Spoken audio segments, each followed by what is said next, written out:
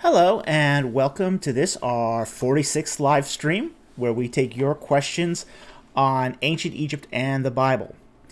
The title of tonight's live stream is God is our refuge and strength. It is from the first line of Psalm 46. So 46th episode, Psalm 46:1. So here on this live stream we take your questions on ancient Egypt and the Bible. And the format, if you haven't seen this before, is the same as always. What we do is we take super chats first. If you want to ask a question but don't want to do a super chat, which is fine, we do non-super chat questions as well. We ask that you start your question with a Q and a colon so I know it's directed to me. Please only ask your question once. And if it has to relate to a foreign word or a particular verse of the Bible, either include what you mean with what you think the word means, or what the biblical passage is, so I have a little bit of context to go on. Okay, so with that said, let's get into the questions. We're going to start off today with 3 non-super chats. Okay.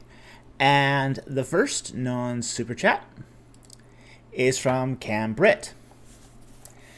In your view of demons, fallen angels, or spirits of the dead Nephilim, like Michael Heiser suggests, or a bit of both? Okay.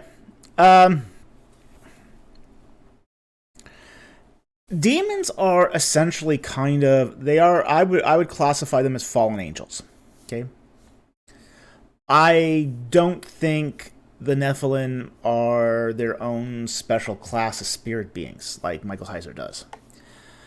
But that's because my view of what the Nephilim is very different than what Heiser suggests.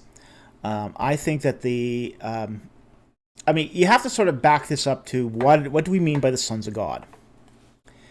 And essentially, Heiser believes that the sons of God are basically these lower deities, these lesser divine beings that were running around.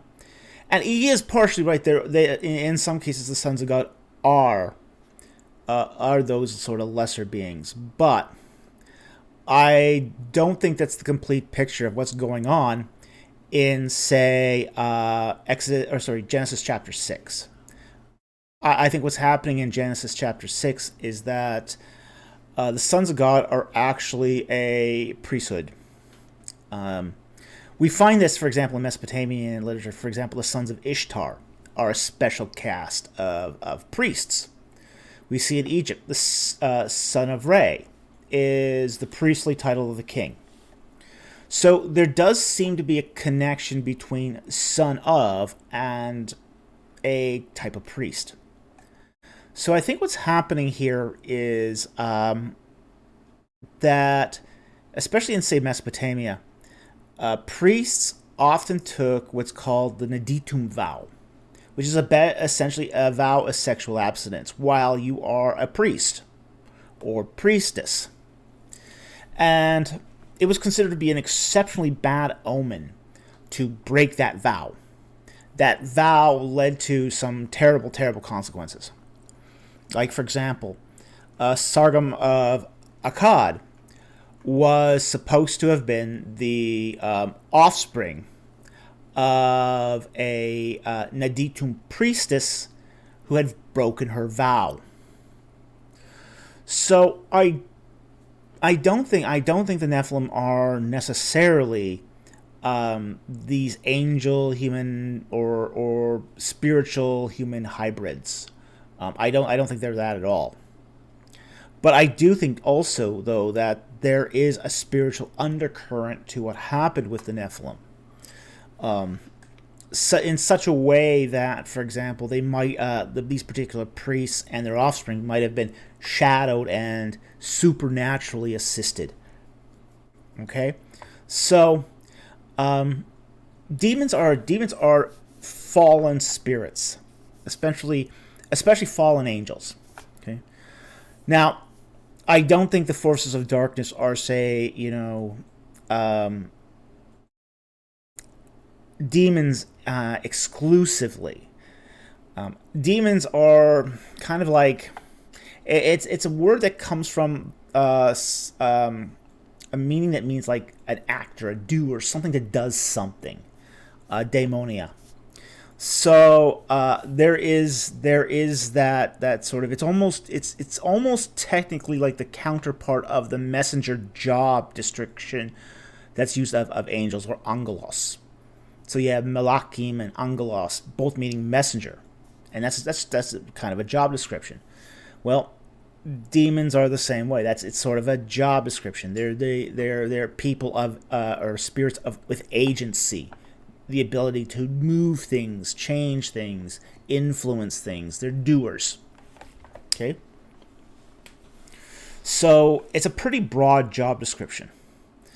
So I think there's a lot going on there that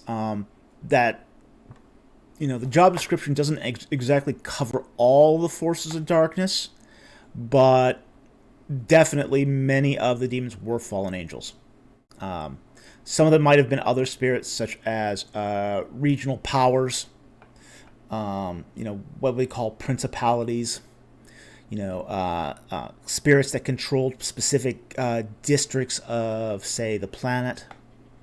So I think there's a lot going on here, and I think many of, say, the spiritual entities behind the sons of God of Genesis 6, or the sons of God per Job, which are a direct reference to those particular spiritual entities. So I think this is a complex subject. I think there's a lot that's happening here, and it's an interesting subject. I think it's one that's going to end up being a Monday release, because I think there's a lot going on here. So anyway, thank you very much for the question. Interesting question.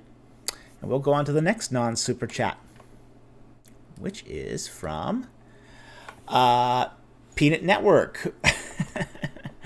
And he asks, define Elohim as ancient Egyptians would have understood it, and how does that differ from modern day definition? Thanksgiving. Well, the problem here is Elohim is not an Egyptian word. It's a Hebrew word. The Egyptian word would have been Netcheru, or Netcher. And Netcher is just the name for any god. Now, Elohim in Hebrew can be wanted to have. It has two meanings. It's the plural of, say, the singular El meaning God. So it can mean gods in the plural. It can also mean God as in the magnificent plural, which is a basically plural in form but singular in meaning. Essentially, it's a repetition to magnify its importance or meaning. So not just God, but the great God, as it were. So those are sort of the two ancient meanings in Hebrew. Now, in the case of Egyptian, the words Netcheru are very, very broad. Technically, the Egyptian word Netcher means God. And it could refer to just about any deity or spirit. The Egyptians didn't make a distinction between, say, lesser forms of spirits like angels or demons. Egyptians would call any sort of spirit a Netcher. So any spirit in ancient Egypt would be considered a god, whether it is the highest god Amun-Re, or whether it is one of the little sort of malevolent spirits that are just running around hiding in the shadows. It's just everything from, say, a minor Uraeus to Montu or Sobek, or the great gods of Egypt. So the meaning of the word God in ancient Egypt is exceptionally broad. It's exceptionally broad. And from what we can understand too, even, for example, El in Hebrew was also probably exceptionally broad also. So, the modern day definition of God being, say, that result of, say, 2,000 years of theological reflection in monotheism probably did not apply to the early definitions of the words. So, their idea of God was much more expansive and much broader. So, anyway, thank you very much for the question. Interesting question. Okay, and our third non-super chat comes from the Cyraven. I hope I got that right. And he asks, do appeals to texts like these undermine monotheistic proof texts? And he quotes Sinaway, he is a god like God without equal, with none in existence preceding him, Cairo him to Amun-Re, unique one, like whom among the gods. Okay. Well, Egypt wasn't monotheist, so I don't think this undermines a monotheistic texts. What this is, though, is this is hyperbole. This is really hyperbole. We kind of have to understand, too, that, say, the strongest monotheistic texts in, say, the Old Testament are very, very explicit about this, too.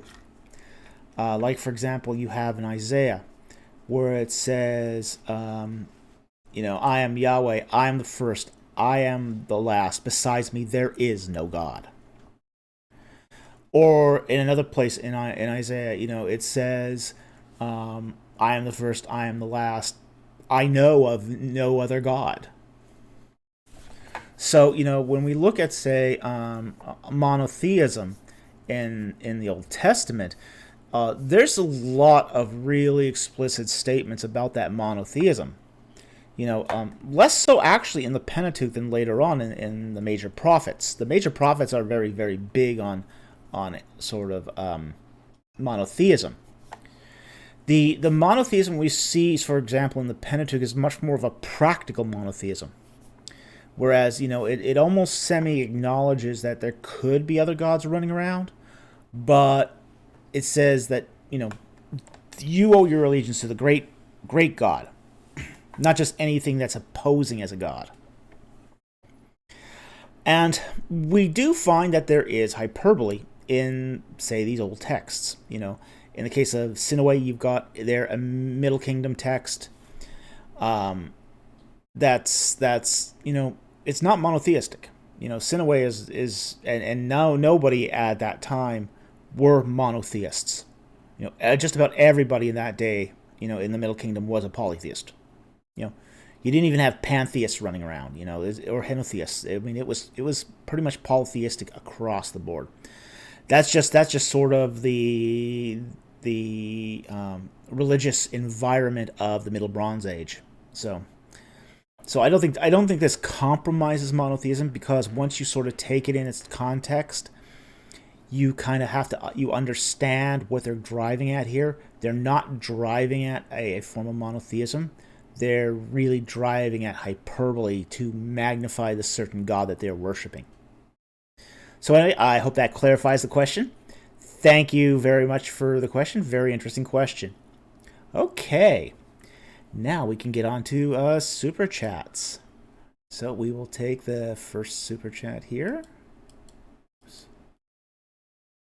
Let's see here. Which is from Brick Creation for $20. Let's see here. Just make sure I've got everything in order here.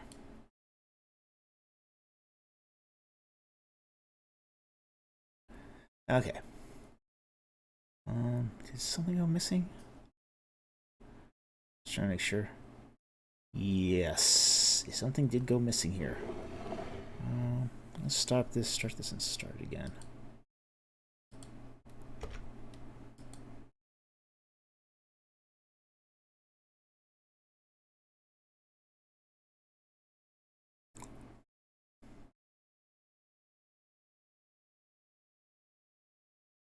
Okay, we are actually missing a super chat already. So this will be just a minute. I have to do just a little cut and paste here. So I want to make sure we get all of them. Okay. Just one moment. It sometimes happens that when we go just about to go live, someone will put in a super chat like seconds before, and then what happens is that super chat does not get caught by the Twidget. So I have to sometimes go back and paste it in. So we will make sure that because we don't ever want to make we want to make sure that all the super chats get accounted for. So this will be just a second here. Okay, and there we go. Okay, all right. That first super chat is from Brick Creation for $20. Thank you very much for the super chat. Good to see you tonight. And he says, "Hi, Dr. Falk. Regarding the ossuaries of James, geologist Ari Shimron claims that it must come from the Talpiot tomb because it contains a soil named Renzina in both places. Is there merit to this claim?" Not necessarily. Not necessarily. The problem is the layer of geography or geology is pretty consistent across Jerusalem. Now, you can take a soil sample, but we have to kind of understand that there's the same sort of horizontal layers of limestone and soil, and there's also a iron-rich mineral soil too that's also found all across the Judean foothills as well. It's pretty consistent across the region. So just because one finds a sample of soil on the quote James ossuary does not mean it necessarily came from the Talpiot tomb. There are several tombs in Jerusalem this could have come from. It also could have been a yet to be discovered tomb too, or a robbed tomb. So you can't nail it down to just one tomb just through a soil analysis. It doesn't work that way. Wish it did, but it doesn't. Unfortunately, nailing down where a discovery like an ossuary comes from can be rather tricky. It can be very, very tricky. So I don't think the evidence here is sufficient to sort of, let's just say, narrow it down to the Talpiot tomb. Now, with that said, too, the Talpiot tomb is on private property. It is a Jewish cemetery, which means it's politically really highly charged. You can't just excavate a tomb in Jerusalem that was controlled by that is evidence that Israelites were buried there. Essentially, Israelites are Jews. That's if someone ever excavated the Talpiot tomb, there would be riots. It would be absolute riots. In fact, there's an ongoing joke among archaeologists who work in Jerusalem.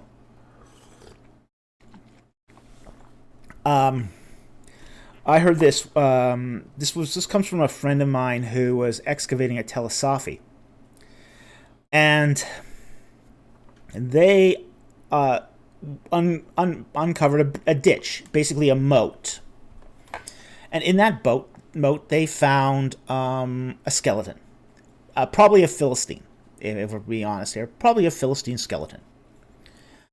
Well, if it had, the young digger who had, discovered the skeleton was real, didn't know what to do with this. What do we do with this skeleton? Because it's in a moat, it's in a lair. How do we deal with this? If we announce that that we found a skeleton here, okay, now you're going to get Israeli authorities coming in, and there's going to be people who have to examine the skeleton, and the whole site's going to be shut down while they figure out if this is somebody who is Israelite or if it's somebody who is Canaanite, and it's going to be weeks and weeks and weeks of delay. And the director of the excavation just told him, just take your pickaxe and just go right through that skeleton.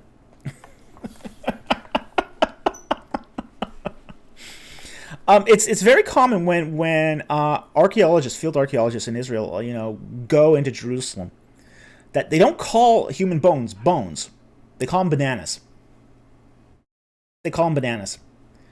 Yeah, we found some bananas at the site. Because they don't even want word of a skeleton getting out at a site. Just because it can just really, really delay things just incredibly badly. If it's not going to be significant for the particular excavation. So you do hear about Israeli archaeologists talk about bananas an awful lot sometimes. So, anyway, I hope you found that interesting, and you got a little insight, even though this may not be from the Talpiot tomb, you got some insight into how Israeli archaeology works. So, thank you very much for the super chat. Okay, the next super chat is from Corey Coogan. For, I believe it is 75 Romanian Lou. Thank you very much for the super chat. Very much appreciated. Okay. Was Moses' Torah translated or updated by later Israelite scribes? Yes. I've read that classical biblical Hebrew dates to 900 to 700 BCE, and that there wasn't a distinct Hebrew Semitic language in the 1200s. Okay. This is something that is really, really, really, really debated. We do know that Hebrew did change form quite dramatically over time. And we also recognize that the Torah, that at least the parts that Moses wrote, was updated for spelling and grammar. Okay, so that much we know. We find, say, several vowel forms that we find an ancient vowel form called the Matrix Lexiconus, I think it's what it's called. Where it's you're tacking on a guttural at the end of a word to express a vowel. You've got also just the variants, older forms of spelling that sort of get updated over time. So I don't think anyone really doubts that the text was updated, at least as far as its spelling and grammar are concerned. Now, here's where things get really controversial, is we don't know what the source text looked like prior to 900. You can't sort of trace it back beyond that.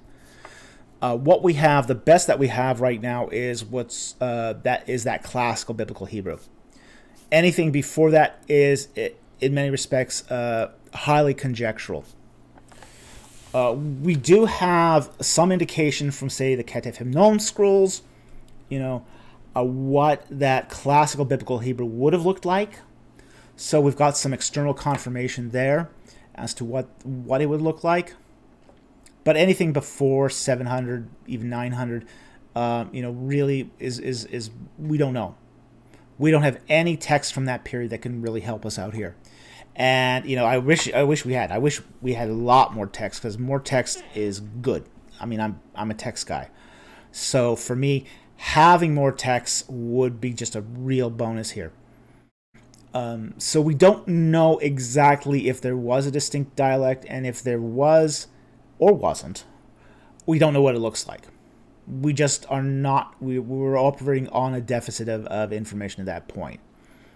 Now, with that said, I think it is probably quite obvious that they would have had some sort of unique dialect. And part of the reason why is we do find that there was a lot of cultural interchange between, say, classical Hebrew and, say, late Egyptian.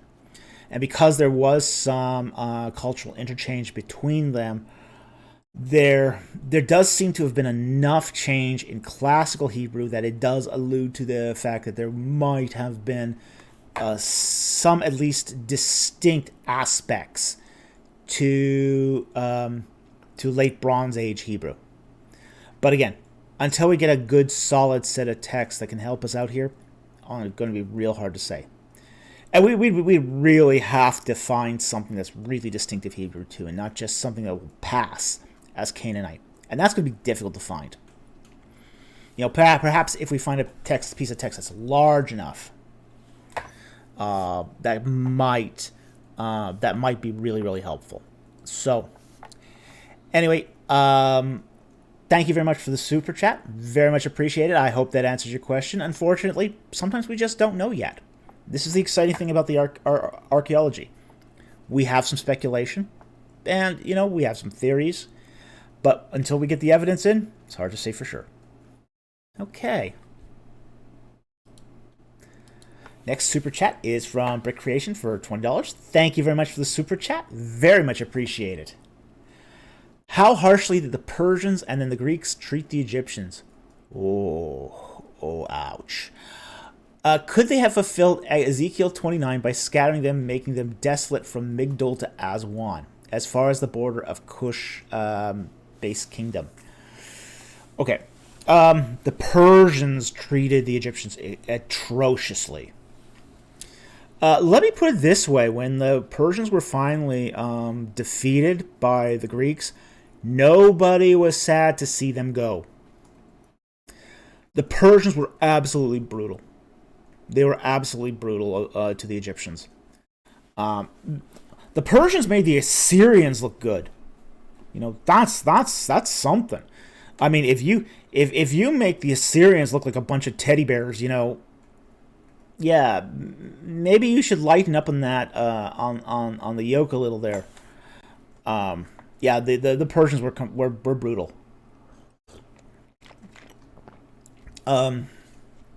There was a lot of repression, mass killings. Yeah, the Persians were really bad. Really, really, really bad. They were so bad, when Alexander the Great marched into Egypt, they saw him as a liberator. They absolutely saw him as a liberator, just because things were so brutal and repressive under the Persians. It was ugly. It was really ugly. And the Persians were in there twice. So you have two Persian periods. You have the first Persian period, and that was really bad. Then a native king, you know, rose up, threw off Persian rule, and only reigned very shortly. I think about 30 years. And then you have the second Persian period. And as if the first Persian period wasn't bad enough, the second one was even worse.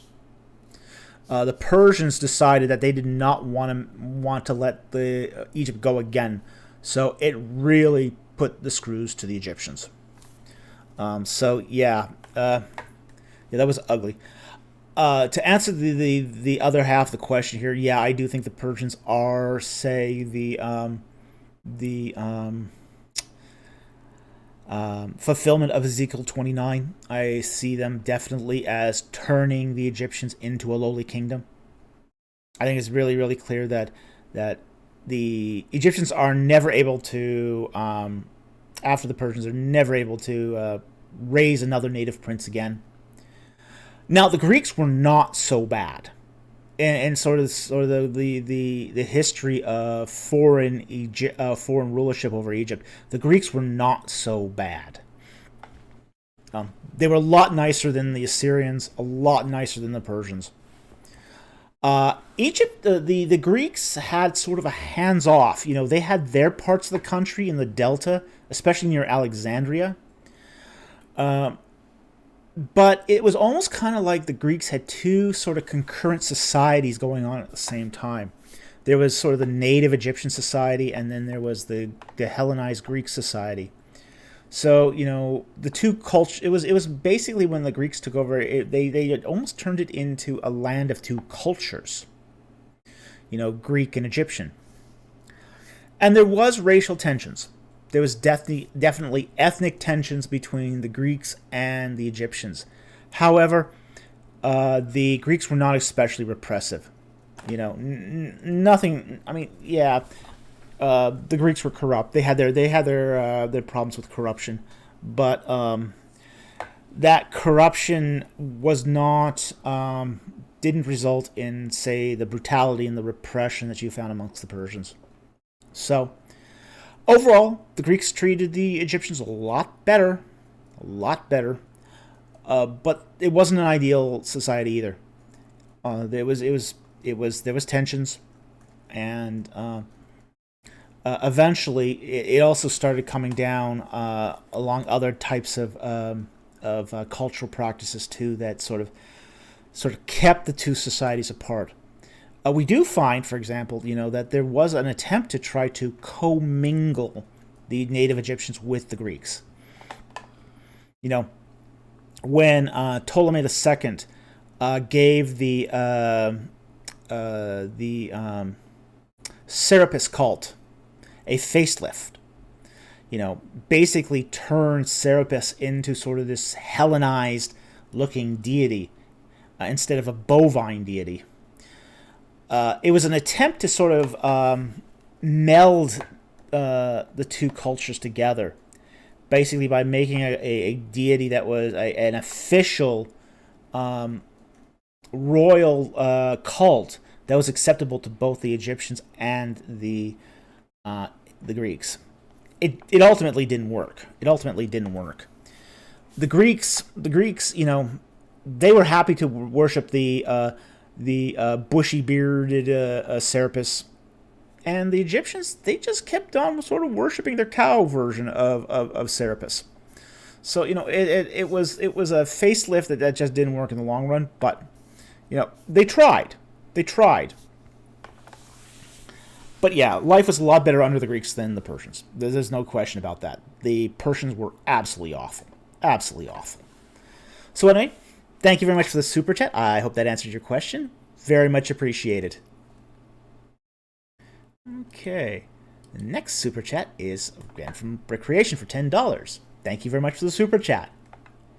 May seem silly, but when I was younger, I thought Moses could have written Genesis in Mount Sinai and God just revealed him the past. Is that possible?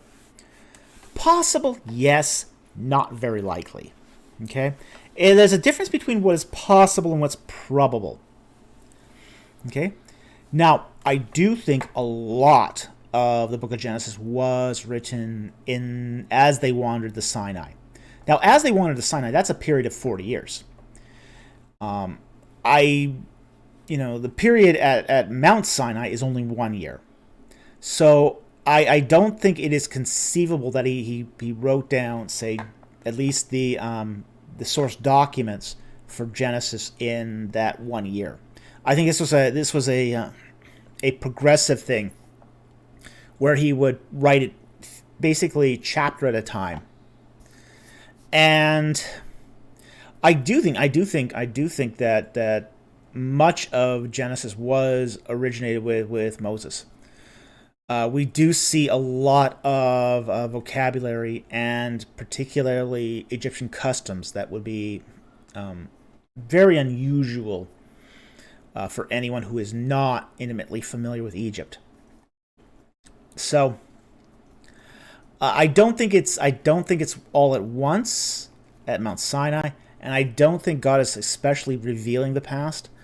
I do think what God is doing is using Moses' experiences and his background and what he knows about what he's read, all these sort of this background stuff for him to craft essentially a new origin story for the Israelites.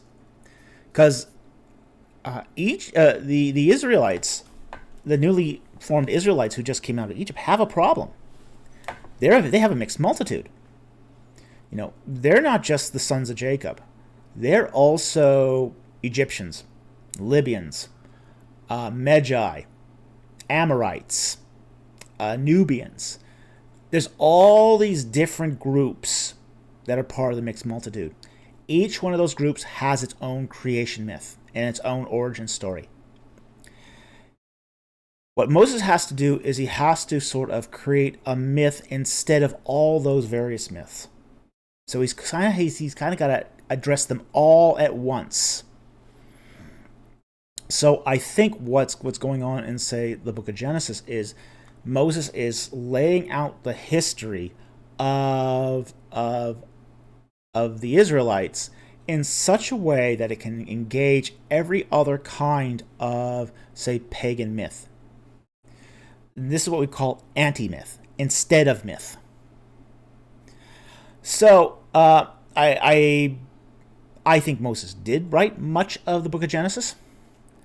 I also don't think it was all at once, and I don't think it was necessarily at Mount Sinai alone. So anyway, I hope that answers the question. Thank you very much for the super chat. Very much appreciate it. Okay. Another one from Brick Creation for $5. Thank you very much for the super chat. Okay. Is God's name in Hebrew Yahweh or Yahuwah? Is Jesus Yahusha in Hebrew? Bible scholar Dr. Algarza said that Yahweh is a pagan name. Well, he's wrong. We don't know the origin of the divine name. It's called the Tetragrammaton. The four letters that make up the divine name. We don't know exactly the origin of it. Now, there is some speculation that it comes out of, say, this from the Shasu at Edom, based upon the Soleb inscription, which talks about it, the Shasu of Yahu. But no one's sure. No one is sure. No one is sure if that's a place name or if that's a divine name. It's not enough to go on. We do know sometimes when the Egyptians do write foreign names that are theophoric, they put the god determinative at the end. Like, for example, they'll put a god determinative after Pihahi wrote and Bel-Safon. But the Shasu of Yahu don't have a divine determinative at the end. So this is one of those cases where we just don't know. So because we don't know, we can't say it's pagan either. So, you know, he might assert that, but he can't prove it. He can't prove it. Now, the name Jesus is Yehoshua, which is Joshua. That's what it is in Hebrew. It's Yehoshua. Okay? Essentially, God saves. Yahweh saves. Okay? So that's the origin of the name Jesus. As far as God's name in Hebrew, which is either Yahweh or Yahuwah, I would actually prefer Yahweh over Yahuwah. Now, the reason why is because when we look at vowel structures in Semitic languages, you look at, say, the vowel patterns, and we have, for example, like most Semitic languages are consonantal, but Akkadian has the vowels still intact. And the vowel patterns that we find in Akkadian would tend to lend credence to the Yahweh rendering. Plus, using the Vav, at least if this is a tetragrammaton, and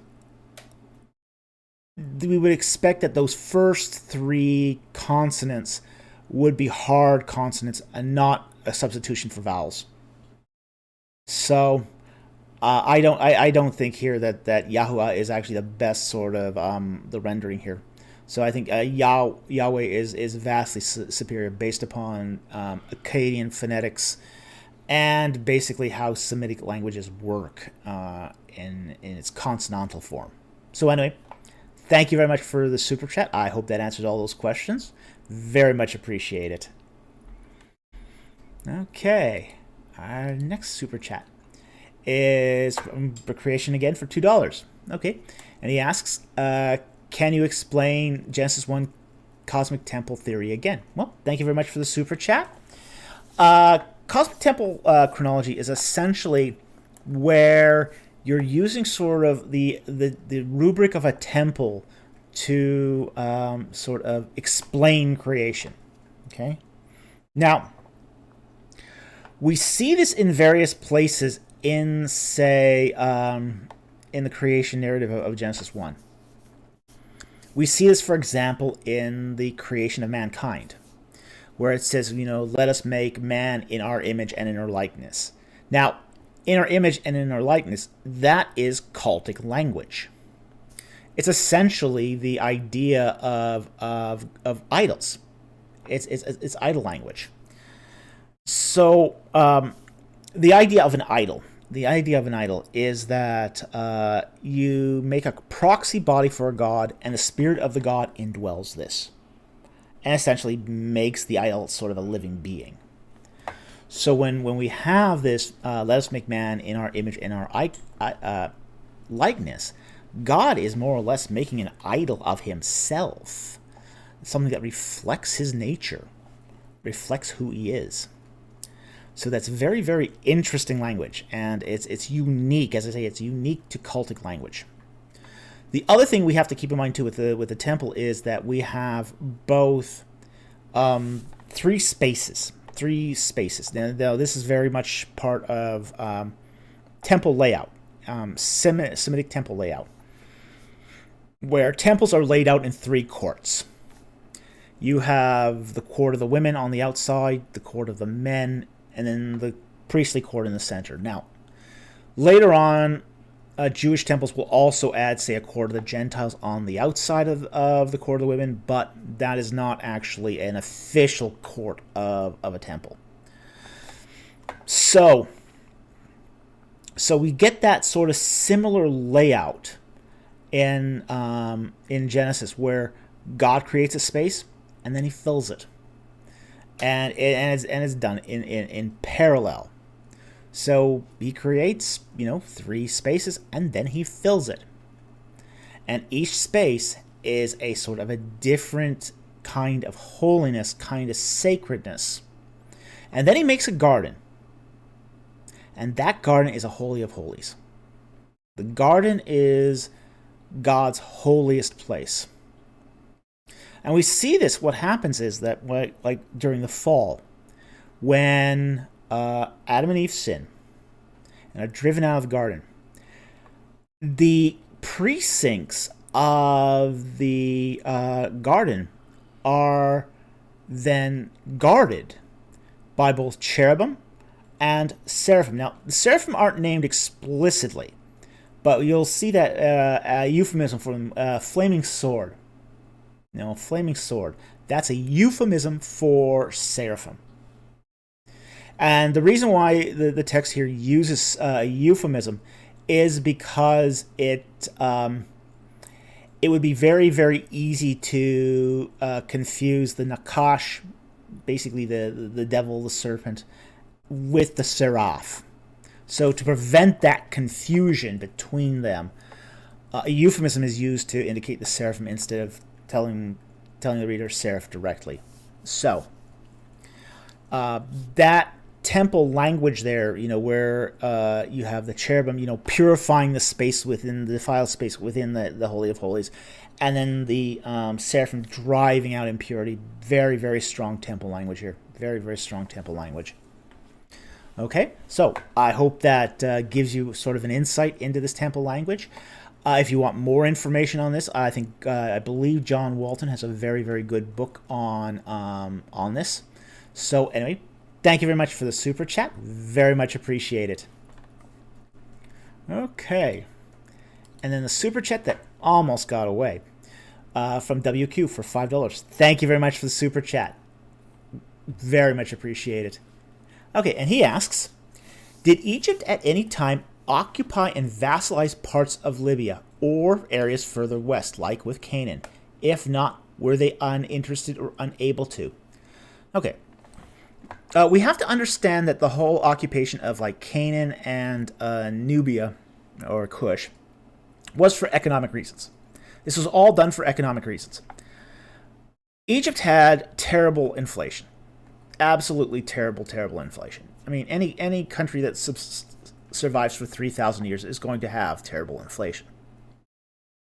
So what Egypt's solution to inflation was to vassalize hinter provinces, outside provinces, and bring tribute back to increase the supply of goods to lower the cost of things.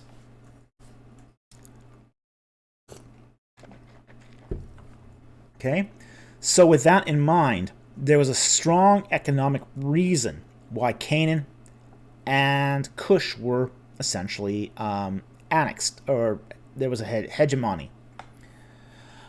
In the case of Libya, Libya didn't have anything Egypt wanted, essentially. Now, with that said, though, Egypt still did have border fortresses to the west. One of those fortresses, for example, there's a Ramesside fortress at El Alamein. And that was being excavated by the University of Liverpool under the direction of Stephen Snape, one of my advisors.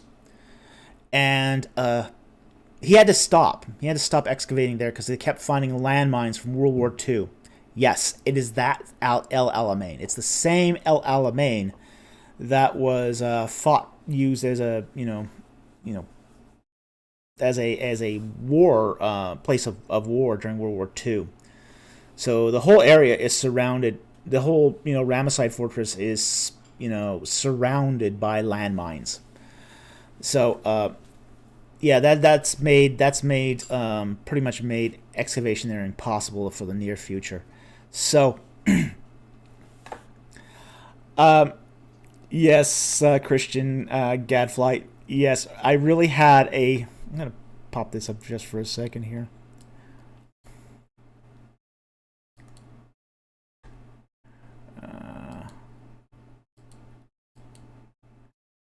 Professor Snape. Yes, I really had a Professor Snape. I also had a classmate named Mr. Potter as well. So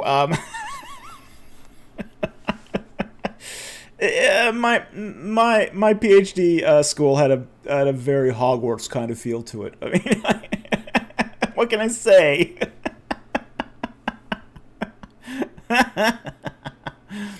Okay, so yes, getting back to your question, WQ. So yes, they never vassalized Libya. They did have boundary fortresses to control Libya, though.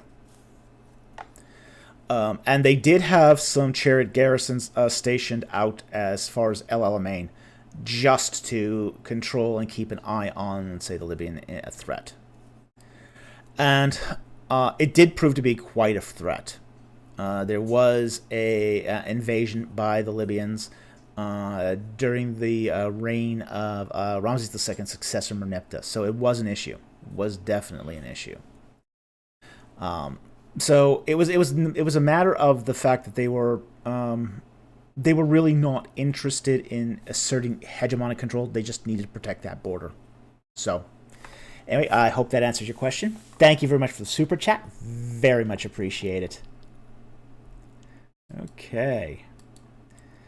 Now, get the widget back up here and go back here to the beginning.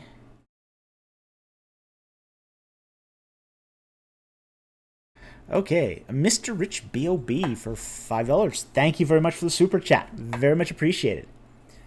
Okay, think that Socrates' daemon, guiding voice for superconsciousness, may also play into the idea of demons in the New Testament. Yeah, very much so. You're absolutely right about that, and it does have that sort of that idea of, say, servant or slave, or as I say, daemonia. Daemon is the etymology of that word. So absolutely, it is there, and yeah, it is absolutely true that they are related. But it is a job description ultimately. I mean, ultimately, it's not a job description. We don't find the sort of the equivalent etymology in the Old Testament. What we find more in the Old Testament is they're more referred to as unclean spirits. Now, I know there are some people who try to make a distinction here between demon and unclean spirit, but I don't think you can necessarily make that distinction. Just because we don't have, say, an alternate terminology for demon in the Old Testament. As I say, the closest thing we find in the Old Testament is unclean spirit. And an unclean spirit seems to have been, as I best understand it, any spirit that sort of has abandoned its original job function and is off doing its own thing. You know, basically behaving like other types of spirit beings. Every spirit being and every being that God creates has a function. It has an order to it. It has a place in, say, the animal kingdom or in the spirit kingdom. It has its place. In the case of, and that's sort of the natural order that God created. Now, if you are a misbehaving angel, the last thing you want to do is maintain that hierarchy. You want to disrupt that hierarchy as much as possible. So you basically become a spirit that does something other than what you were designed to do. So these are the twisted spirits that inhabit the demonic realm. So, yeah, I think Socrates' daemon may have played a part in the New Testament. I mean, there's no reason to really doubt that. We do know that Socratic philosophy was everywhere in the ancient Near East in the first few centuries. So yeah, it was a highly influential concept, and I think it's a concept that dovetailed really, really nicely with the Hebrew concept of unclean spirits. So anyway, thank you very much for the super chat. Very much appreciated. Okay. Angel VWN for $10. Thank you very much for the super chat. Very much appreciated. And thank you for becoming a Patreon member too. Very much appreciate that as well. So thank you very much for all the contributions that you've made to our channel. It really does help. Okay, and he says, before I even read it, I just became a Patreon member today. Thank you for all your help, Dr. Falk. Have you ever studied Old Testament prophecies? Yes, I have studied Old Testament prophecies. They are very, very interesting, but they're also very complicated too. I think one of those things about Old Testament prophecies is you have to really be cognizant of several things. There's several moving parts to Old Testament prophecies. Like, you have to be cognizant of the poetic form. Very, very important. Very, very important too, because prophecies in the Old Testament are written in poetry. They're essentially written in poetry. So it's a kind of a compressed language. So you have to be aware of the nuances of compressed language. And, you know, the thing about poetry is not necessarily fiction. In fact, it can be very, very non-fiction. So poetry is very serious stuff in the ancient Near East.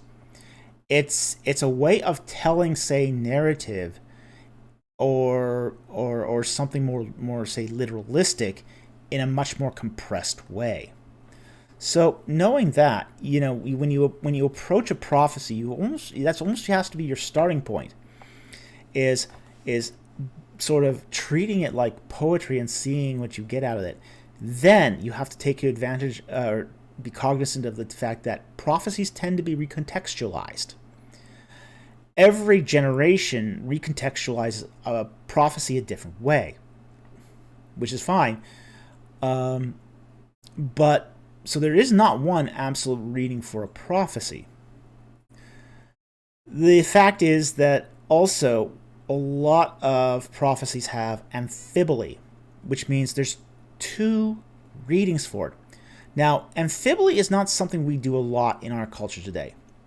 Some societies did this, like, for example, like high court poetry in say the emperor's court in Japan.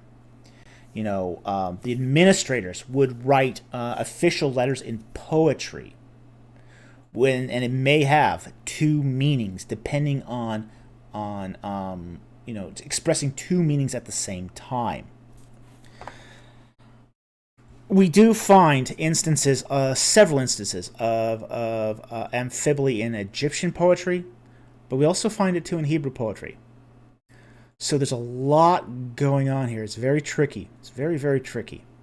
So That hopefully that gives you a little insight into Old Testament prophecies. So you've got the whole poetic thing going on, you got the recontextualization thing going on, and then you got the amphibole thing going on there. So it's really interesting, really interesting. But it is also, because it is so nuanced, and there's a lot of moving parts. It's not the easiest thing to get into either. So anyway, thank you very much for the super chat, and thank you very much for becoming a Patreon member. Very much appreciate it. Okay.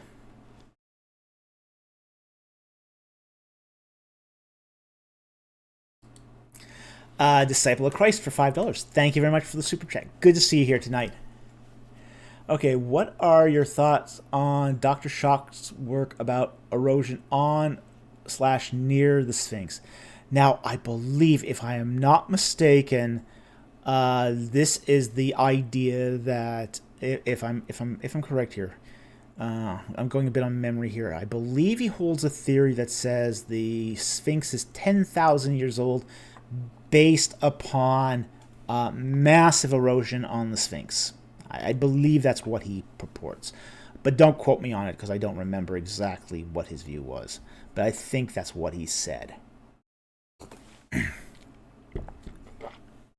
Not knowing for sure, what I'm going to do here is I'm going to talk about that erosion theory of the Sphinx. And my take on it is it's nonsense, a complete nonsense. Now, there is a lot of erosion on Sphinx. And Disciple of Christ confirmed, yes, that's the theory. Okay. Now, the whole sort of limestone plateau that we find in Giza is essentially, they're layers of limestone that alternate between hard limestone and soft limestone. What happens is, the wind erosion at Giza Plateau is so bad that it just will sort of cut into stone. And I don't think his theory properly accounts for the action of wind erosion at Giza. Now, he wants to say, because of the wind erosion we find on the Sphinx must have had water erosion that goes back 10,000 to 12,000 years. If you ever go to the Giza Plateau and you go to the mortuary temple of Menkaure, you will just see the most amazing wind eroded stones that you will ever see in your life. I mean, these stones are so badly eroded by wind that they're essentially, I mean, we have to remember that these mortuary temples were, when they were built brand new, they had straight, flat walls. They now look like a coral reef. I mean, it just ate away all that stone. The wind erosion is that bad that the mortuary temples just got eaten away by it. And you could just see these huge gouges out of these temple stones. It's only caused by wind. No water involved at all. It's all wind erosion. So basically, you get some wind, you get some little sand picked up by wind, you got sandpaper. You got basically a sandblaster. And, you know, we do find that this is actually, it's always been it's a conservation problem. And it's a conservation problem that's not recent. You know, we have even some records from the son of Ramses II, who conducted a restoration project on the Sphinx back in the 13th century. So, no, I don't think his work holds any water. We do know that limestone is the result of an inland sea, because we find fossils in that limestone.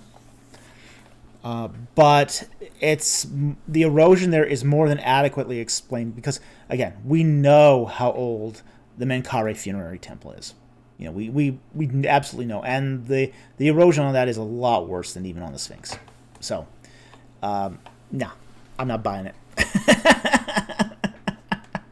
So anyway, thank you very much for the super chat. I hope that answered your question. Very much appreciated. Okay. We have Lou here for $5. Thank you very much, and it's good to see you tonight. Do you believe at one point mankind worshipped God and then a fallout came because of idols? Personally, yes. Personally, yes. I do believe that there was a point when all of mankind worshipped one God. Okay? But the human heart also loves idolatry. And, you know, the further you get away from, say, that point of initial worship, the more it's going to, like, for example, I'm not a subscriber of the History of Religion school. And the History of Religion school said that that belief in God was an evolution from, say, animism to polytheism to henotheism to monotheism. And frankly, there's so many counterfactuals to that hypothesis that it's really majorly fallen out of fashion. But I do think, too, that when we look at, say, the development of religion in Egypt, you know, most of, say, the religious identities that we find in Egypt, you know, starts off as a sort of local monotheists. Basically, you know, some villages worshiping a single god. And then it gets in contact with his neighbor and say, oh, I like your god too. So let's add your God to my God and my God to your God. So you can see how rapidly, you know, the whole sort of steamroller of polytheism can sort of take hold from basically little tribal village gods, village versions of sort of monotheistic like religions. And as they get aggregated, one builds up a polytheism. One doesn't actually start with a polytheism. One builds up to a polytheism. So if that's the way polytheisms are built, they're constructed over time. They're aggregate religions. If that's the way they're sort of develop, then it is easily conceivable too that at one point mankind did worship a single god, and then, you know, fell away from that. So anyway, thank you very much for the super chat. Very much appreciated. Again, we would love to get more textual evidence on this, but again, at this point we're starting to get so far back it's really, really hard to tell. So I mean, we're at that point where you're going, say, you're predating a lot of historical writing at this point, and you're well into the point of prehistory. So, and prehistory is always sort of ablative. You know, you don't have enough evidence for inductive arguments, so you're ending up having to do an ablative argument of what is most likely at that point. So anyway, thank you very much for the super chat. Very much appreciate it.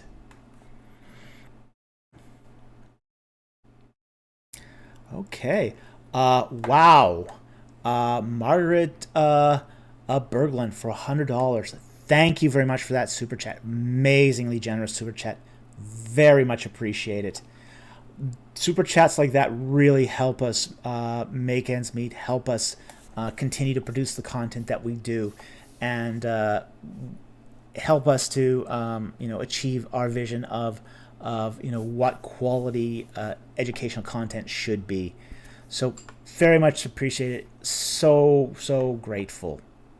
Okay, and she asks, Dr. Falk, for sharing all.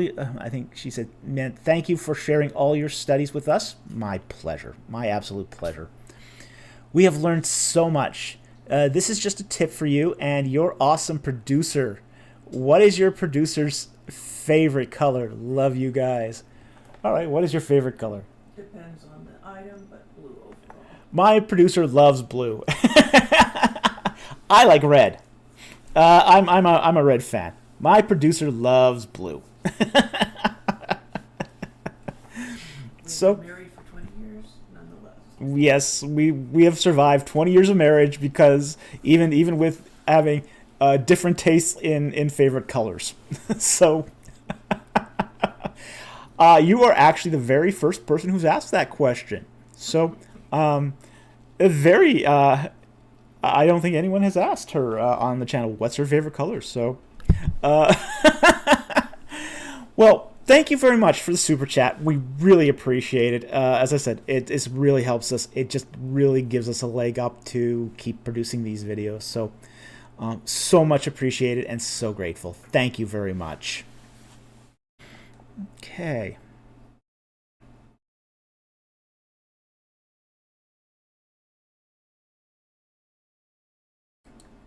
Uh, Mara Kerp for $10. Thank you very much for the super chat. Is it just me, or do proponents of the early Exodus view have to disregard the archaeological evidence? Yes, they do. For example, P. Ramses, Pithom in Exodus 1:11, the Merneptah victory steal it to maintain their view. Yes, it is true. It even goes beyond that, unfortunately. They even have to, sort of change the wording of some of the biblical texts to sort of get where they want to go. Like, for example, one of the big problems that they have to encounter is that, for example, conquest, the Israelite conquest. They do have to ignore the fact that the destruction layer at Hatzor dates to the late Bronze Age. They want to say that wasn't Joshua who destroyed Hatzor in that destruction layer. They want to say that was Deborah. So the ironic portion of this is that they have to ignore Joshua 11:11 that says that Joshua destroyed Hatzor with fire in order to have a destruction during the time of Deborah. Many of them also have to say ignore the fact that Joseph, his riding a chariot in Genesis is inconsistent with where they place the Joseph narrative, which is usually in the Middle Kingdom. So yes, it is indeed true. They have to ignore a lot of evidence. They have to ignore, say, the cultural context of the documents. They also have to ignore, say, the linguistic issues as well, such as the late Egyptian vocabulary that we find in the Pentateuch. All of this is deeply problematic, especially since we have a nice nice body of evidence that essentially, if you just took the body of evidence, it does point to a late Exodus date. So, I don't think the date of the Exodus is something to separate over. I think if you believe in an early Exodus date, okay, fair enough. If you can live with the inconsistencies in evidence, well, some people will. I don't think it's not a primary issue. It's not a secondary issue. It's not even a tertiary issue. The problem is that a lot of early daters have raised the stakes on this to basically say, well, if you don't believe in an early Exodus, you don't believe in the Bible. You don't respect the Bible. You don't believe Moses, when Moses never gave a date at all. I mean, honestly.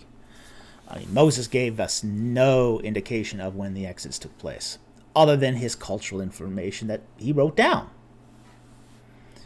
So you do get a lot of that sort of pushback when you sort of discuss this, because for many people it has become sort of this sort of a shibboleth test, basically a test to see if you're in their in-group or you're outside their group.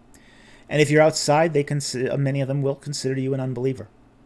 They'll consider you an unbeliever. They'll consider you a liberal or an atheist. I mean, I have had a lot of people accuse us of being atheists because we hold to a late Exodus view, when we're nothing of the sort. We are not even close to atheists. So it's unfortunate. It's just unfortunate.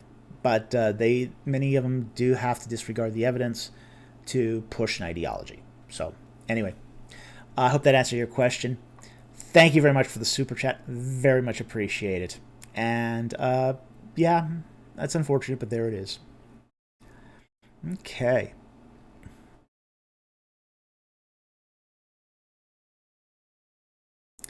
And that is the last super chat. So let's go answer some non-super chats. Woohoo! Okay.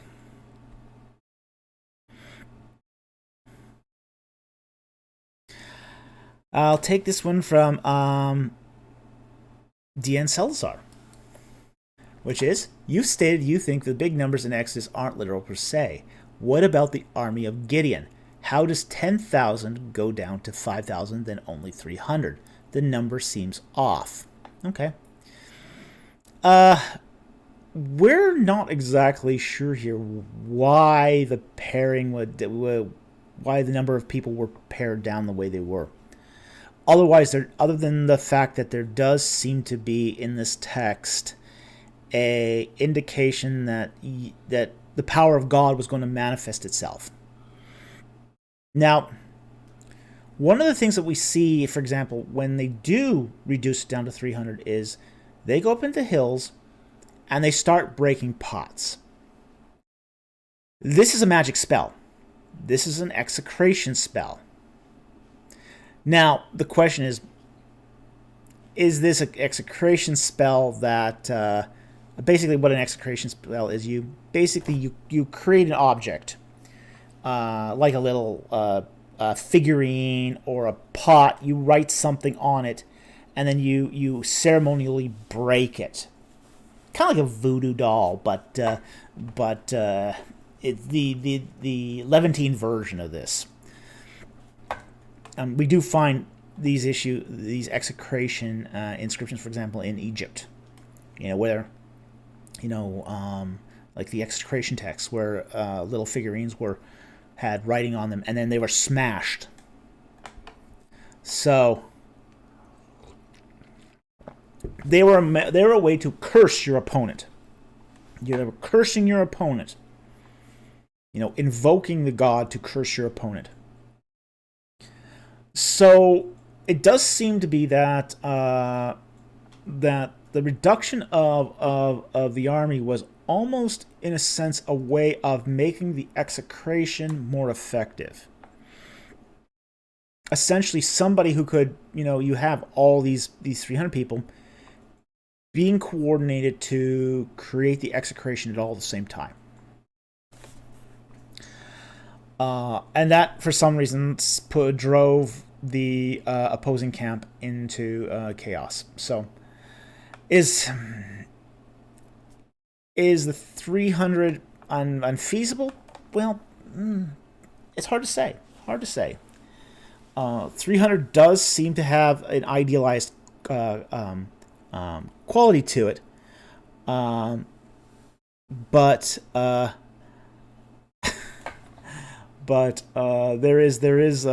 does. I wouldn't say it is necessarily an accurate figure in this case. Just that it's at least what was necessary. The idea here is not that the army is doing the fighting. So if the army is not actually doing the fighting, you don't need as many people. You need enough people to carry out the ritual. So anyway, thank you very much for that question. Interesting question. Not one we've gotten much. So, and we just got another super chat here. Jack Ray has a super chat for $5. Thank you very much for the super chat. And all he says is thank you. Well, you're most welcome. We really, really enjoy doing this. This is the highlight of my week. Honestly, I love the Q&As. This is my highlight of my week. I enjoy the questions. When I was teaching at the University of British Columbia, and I taught my classes, I would reserve a portion of the class, maybe 10 minutes, the last 10 minutes of the class, for questions and answers. And that was as rewarding to me as I hope it was for the students, because people, when students ask you questions, you do get you sometimes go, yeah, you know what? That is actually a really interesting question. I might not know the answer to that. I don't know the answer to that. Maybe I'll look it up and learn something new myself. So this is always exciting. I love questions because it's my opportunity to get something back intellectually. I love a good question. A good question is just a good meaty question. Just is thought provoking and interesting, and you start making these connections. You know, there was a biblical text that I just recently was thinking about.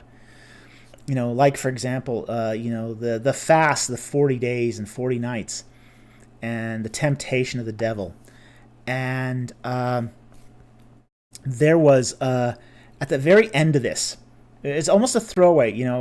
After the devil departs, angels come and minister to Jesus. That's very interesting, and I hadn't given that any thought until recently, until somebody asked the question, well, why does Jesus need angels? Holy space, God. This is not just an emulation. This is not just the end of Jesus' fast. It's the recognition that Jesus is deity.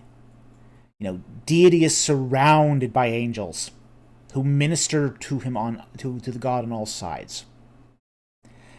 It is the classical image of divinity. So it's just like, if you can just, it's like one line, you almost miss it if you're not paying attention to it. But somebody asked the question.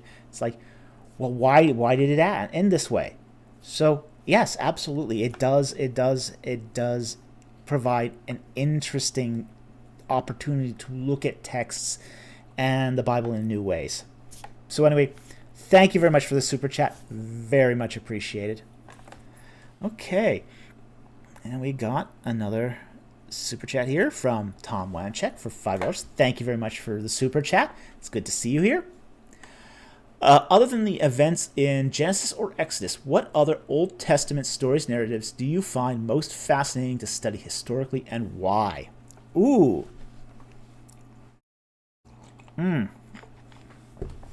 I like the story of King David. I find David to be a very, very interesting figure. Not so much interested in Solomon, but David is fascinating. There's a lot of interesting historical details from an archaeological perspective that we find in King David, such as the armor of Goliath, which is utterly fascinating because he's wearing the armor of a Mycenaean mercenary. So he's dressed in say this full Greek armor. The armor that Goliath wears is typical of a Greek mercenary.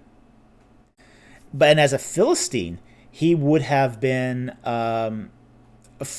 basically come from a Indo-European Hellenistic tribe that came down with the Sea People. So you do find that point of consistency that's very interesting.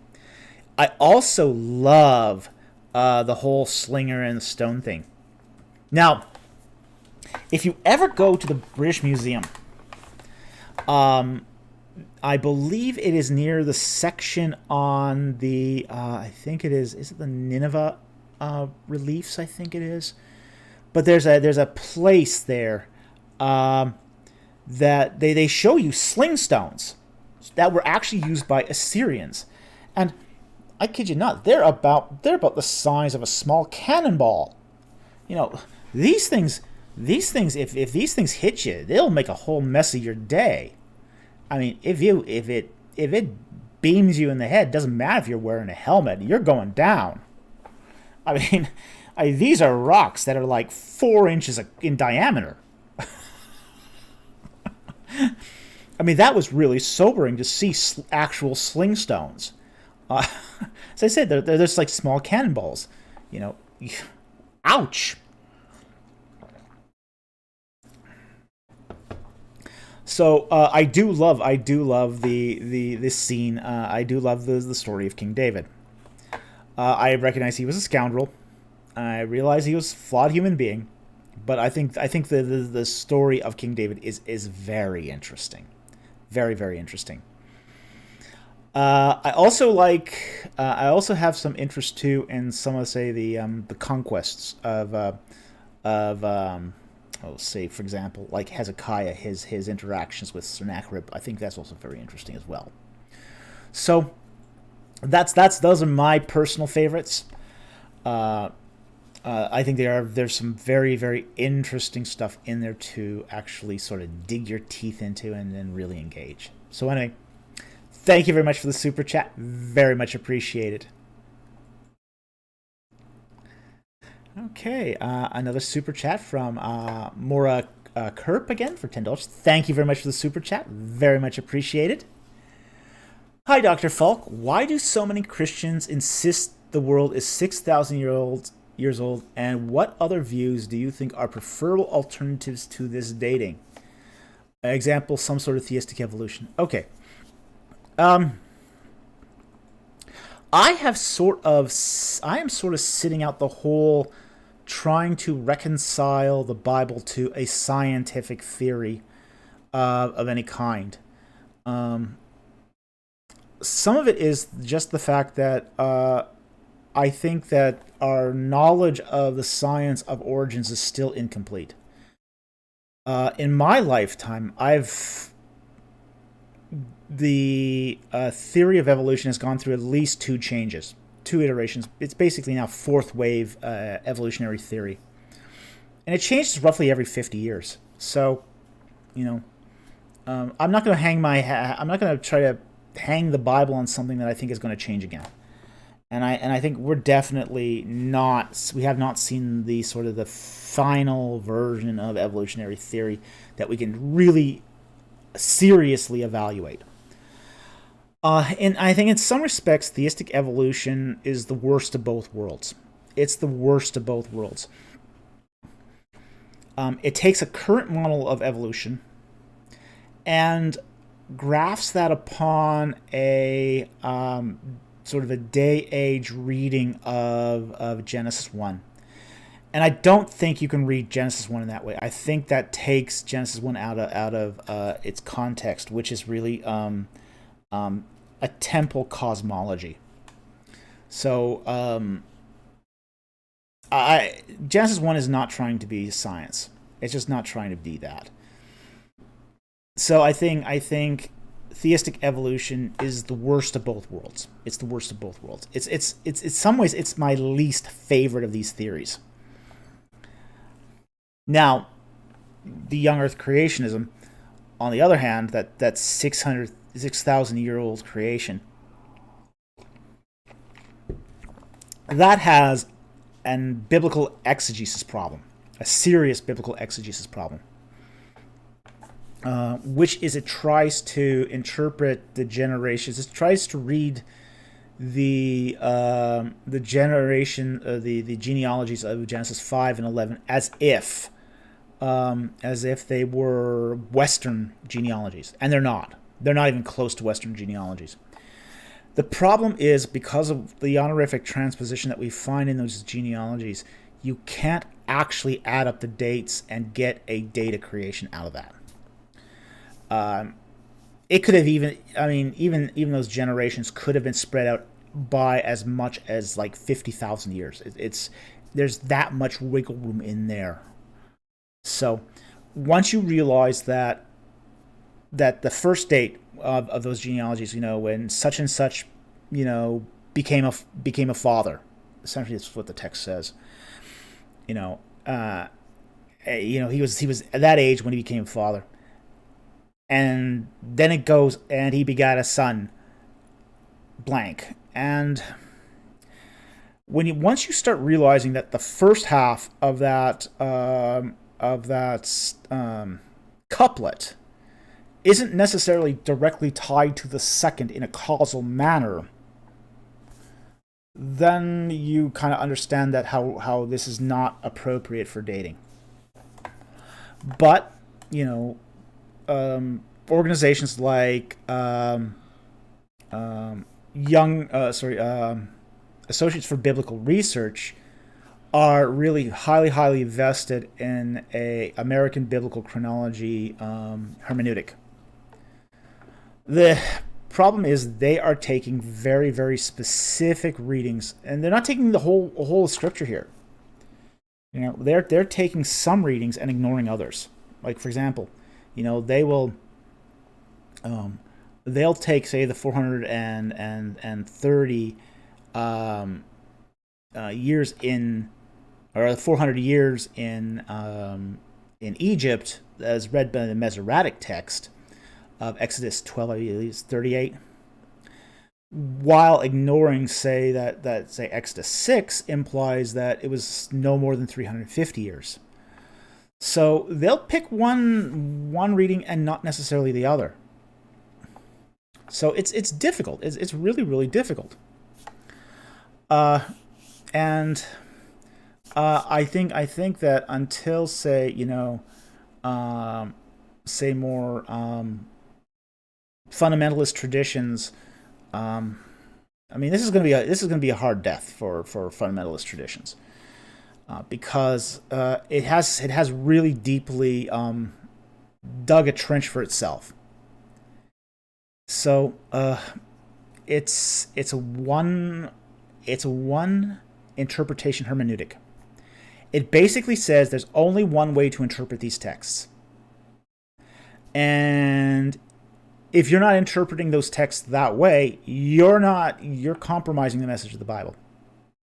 It confuses interpretation with the actual text itself.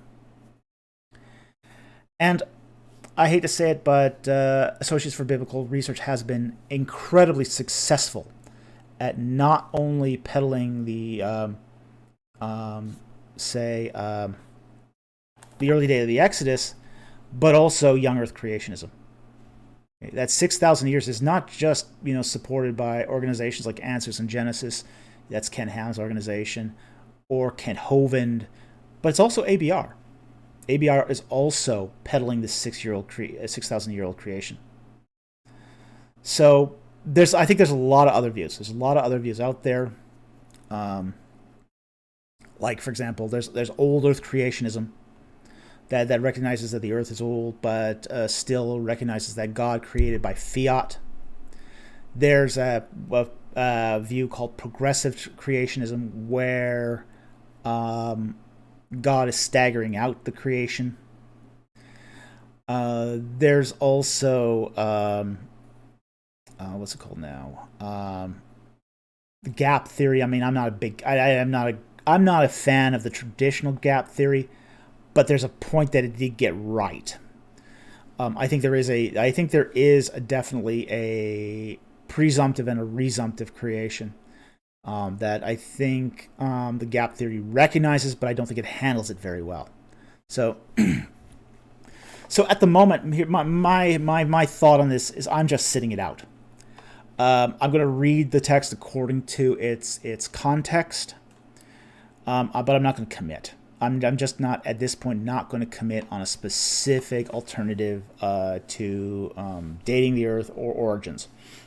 Not until I have more information.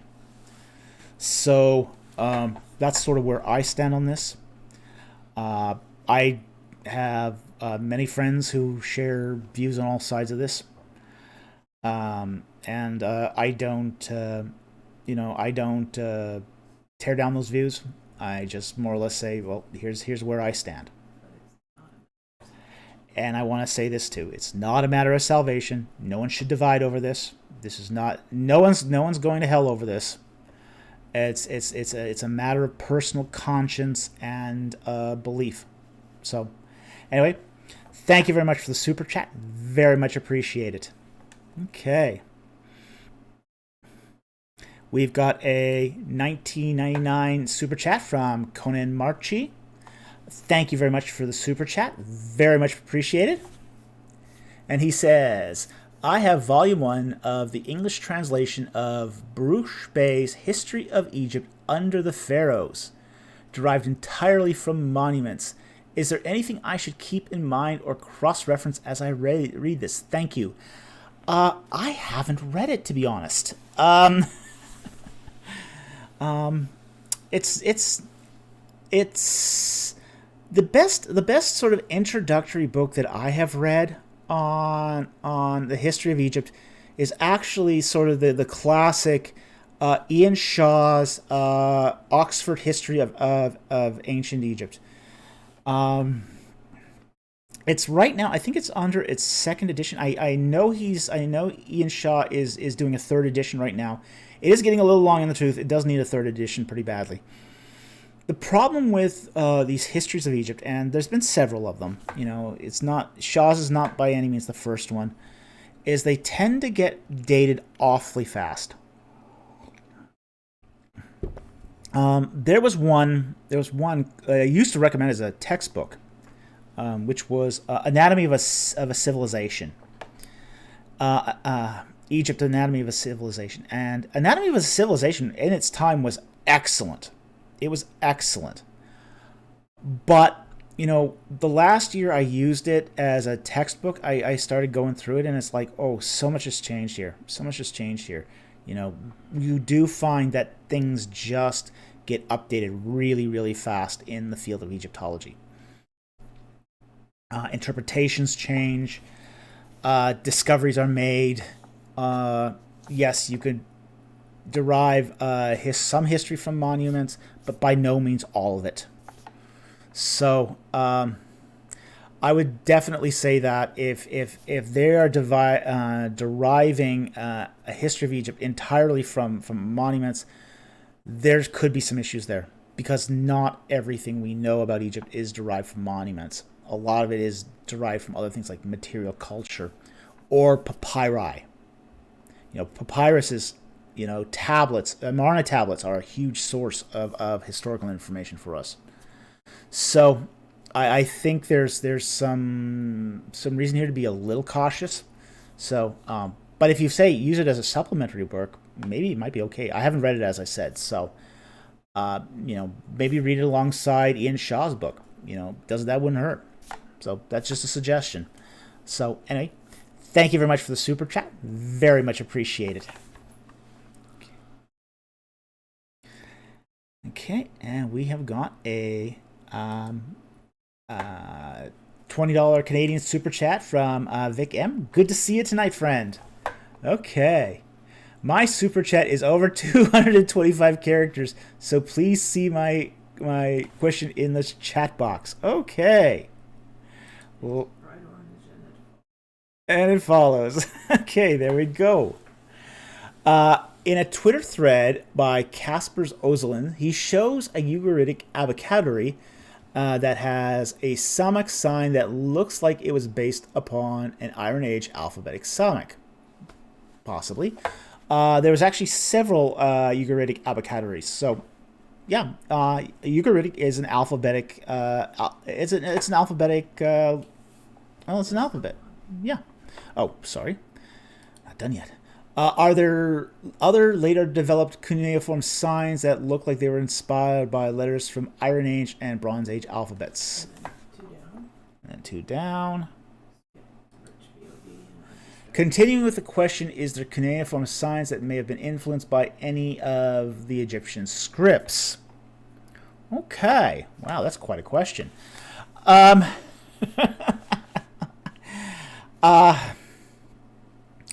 We do recognize that the Ugaritic alphabet is a true alphabet. It is a true alphabet written in cuneiform. It's hard to say exactly that it was derived from any sort of other alphabetic scripts. Now, we do recognize that, the source of all cuneiform is the Mesopotamian forms of cuneiform, which is originally Old Babylonian. Then you get to, say, Neo-Babylonian and what's called Neo-Assyrian. So cuneiform's got a very, very long history. And we find we don't just find one type of cuneiform. There's actually several. Besides the Mesopotamian variants, the Hittites had their own version of cuneiform as well. And then you throw into this the Ugaritic cuneiform, and then you've got a lot of Gulf teeth to try to read. Cuneiform always looked to me like somebody took a set of Gulf teeth and just threw them up in the air and let them fall in random.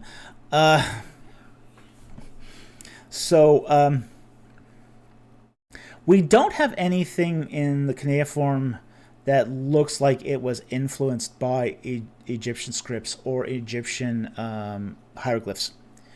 We do have evidence, though, that, say, Mesopotamian cuneiform was originally sort of a shorthand for, say, an almost a semi-hieroglyphic, what's sometimes called Proto-Elamite. Proto-cuneiform. Proto-cuneiform. And proto-cuneiform is almost a hieroglyphic cuneiform. And it very, very much is, it looks hieroglyphic. It looks very hieroglyphic. So, but it isn't Egyptian. It's definitely Mesopotamian.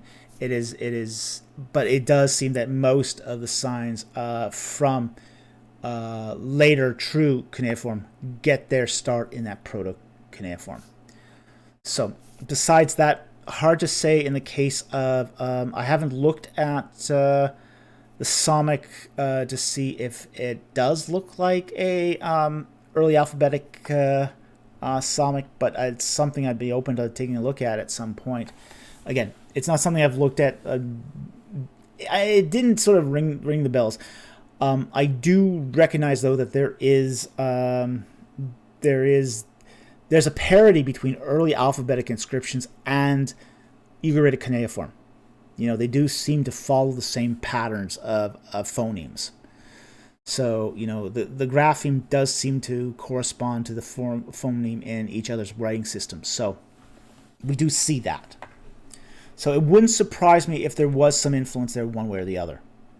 So, that's about all I can say right now without, looking into this in more detail. So, anyway, thank you very much for the super chat. Very much appreciated. Very interesting question, though. Okay. Let's go back to the non-super chats. Okay, take it back to the beginning here.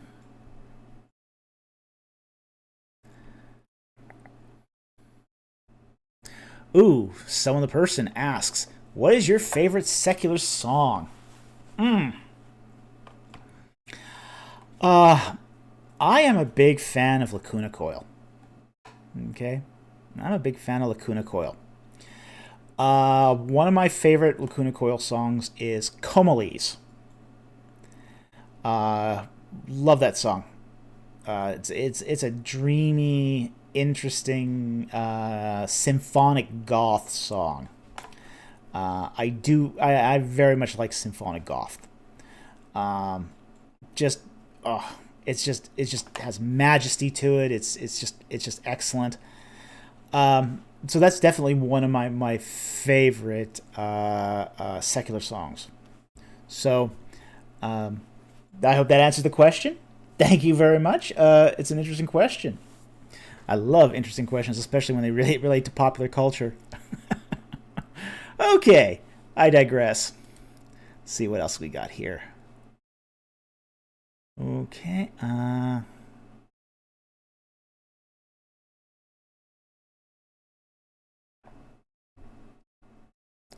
going to take this one by Jacob Barrett. And he asks, how similar is the ancient Egyptian language to modern Coptic? How could a native speaker of each language understand each other? Okay.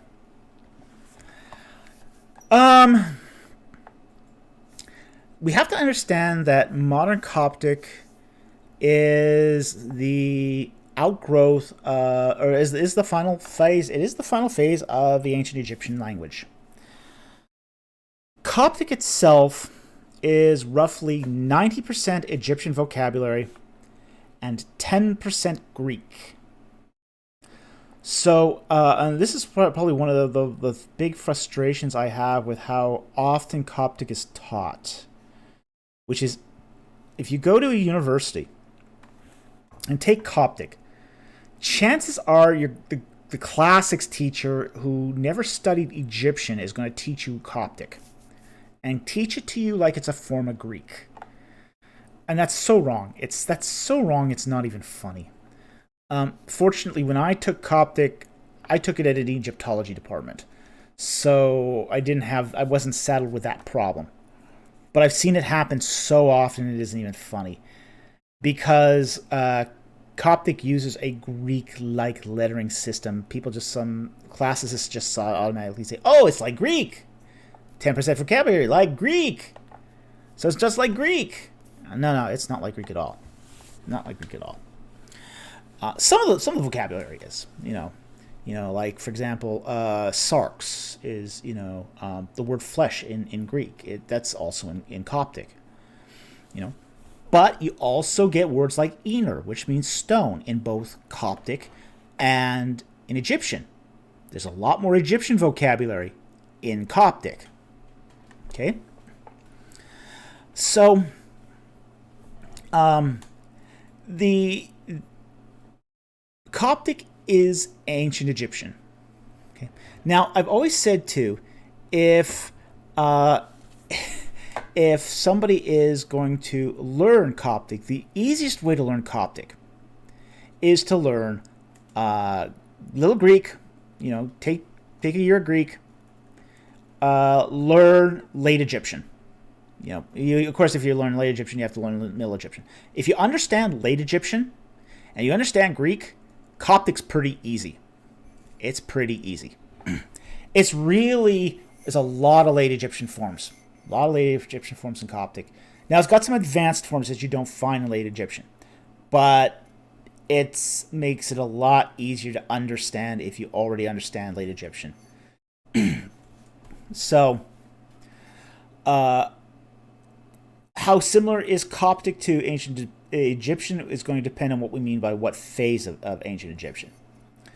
For example, Middle Egyptian is quite dissimilar from Coptic, but Middle Egyptian is also quite dissimilar from Late Egyptian. So then you're going to have to ask the question, well, how can a native speaker of Late Egyptian understand a Middle Egyptian speaker? Well, they could. They could understand it. And part of it is because the Late Egyptian is almost seen as more of a slang language by the ancient Egyptians. So if someone, say, from Middle Kingdom Egypt were to listen to a modern Coptic speaker, he would be able to understand most of what was being said. But it would sound very slangy, almost like a somebody trying to listen to Cockney. You can hear that it's English words being spoke, but the order's wrong. There's a lot of idioms. It's got a sort of slang to it and an accent to it. So Cockney, it's very similar to English and Cockney. So that would be sort of the comparisons between, say, Middle Egyptian and modern Coptic. So I hope that answers your question. Thank you very much for the question. I see a question at the very end here I'm going to take. Okay. Rufus John asks, is Sumerian the oldest language in the world? Okay. Whatever constitutes as the oldest language in the world sort of is a ongoing debate. Now, early dynastic Egyptian is almost the same age as Sumerian. They are almost like almost 100 years apart, and that which one's the older of the two is sort of switches off. So that's very much just going to depend upon whose analysis you see here, because we do have, say, I ivory dockets that date to around 3100 BC. And on this, we do have some Egyptian writing that, they have real Egyptian words on them. Likewise, the oldest Sumerian also dates to around 3100 BC. So, which one's oldest? It depends on which side of the bed you wake up on. Honestly.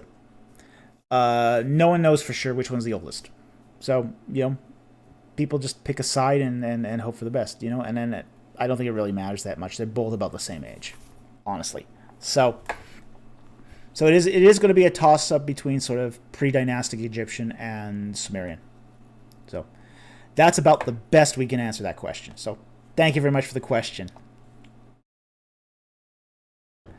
Okay, I'm going to let's see what else we have here. What other neat little questions have we got, tucked in here?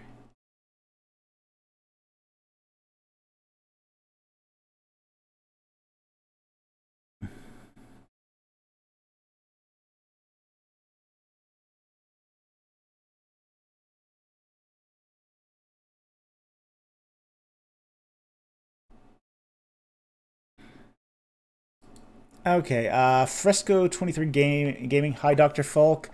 Old Earth or Young Earth in your estimation? A quick rundown of why. I've always been Young Earth, but I'm not 100% sure I am anymore. Thanks for your work. Well, you're most welcome. That's going to really depend, honestly. Now, here's sort of the rub on both of them. If you go by, say, an old Earth, scientifically, if you have a primacy towards scientific data, yeah, you're probably going to end up, with old Earth. Okay. But I think there's a view of young Earth that is also highly defensible. I think there's a view of that's also defensible. Now, with that said, however, almost none of the young Earth creationists follow that defensible view.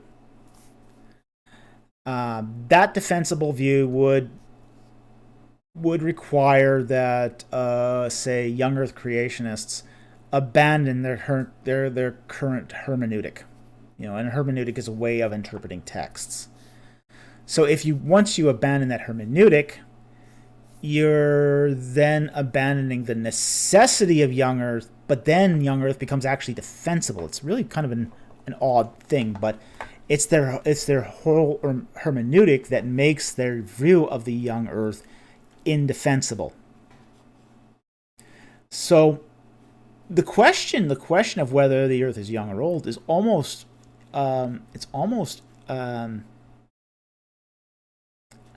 it's not an exclusive question to the biblical text. You can read the biblical text both ways. You can read it and understand it as either old Earth or young Earth. So the biblical text is not dogmatic about this. This is an interpretive issue. This is entirely an interpretive issue. And for those who interpret the Earth as old, well, they've got some issues too. They have to deal with the death question. How do you deal with death in an old Earth creation? Many say that there is death. And people I respect will say that. Other old Earth creationists will say no, there isn't. But there was a slow birth cycle. So it comes down to how are you going to interpret things ultimately. So I don't actually pick a side here. I don't actually pick a side here at all, because again I can see a version of a young Earth that is defensible, even though I've yet to see a young Earth creation actually do it. Okay, so I know that's not a lot of help, but it's sort of the best we can do at the moment. So anyway, thank you very much for the question. And I see we got some more super chats. Ooh. I'll answer one. There's actually one other super chat. Non-super chat here is. But is flat Earth defensible? No. Not at all. Not in the slightest. There's no way that flat Earth is defensible in any way. Okay. With that said, let's get to the super chats. Hmm? Ooh. All right, let's get to... Okay, next super chat from Cooley27 for $5. Thank you very much for the super chat. Very much appreciated.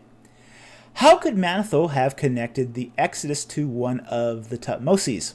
Was there an earlier Exodus? Could 18th dynasty pharaohs get mixed up with 19th dynasty stories? Okay.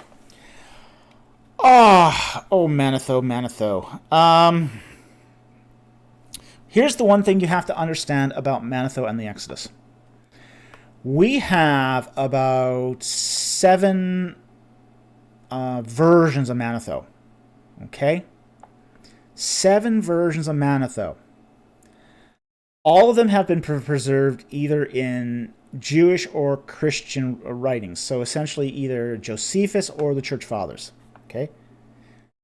Each version of Manetho has a different king of the Exodus. A different version of the Exodus. Okay, each one of them is different. This leads to...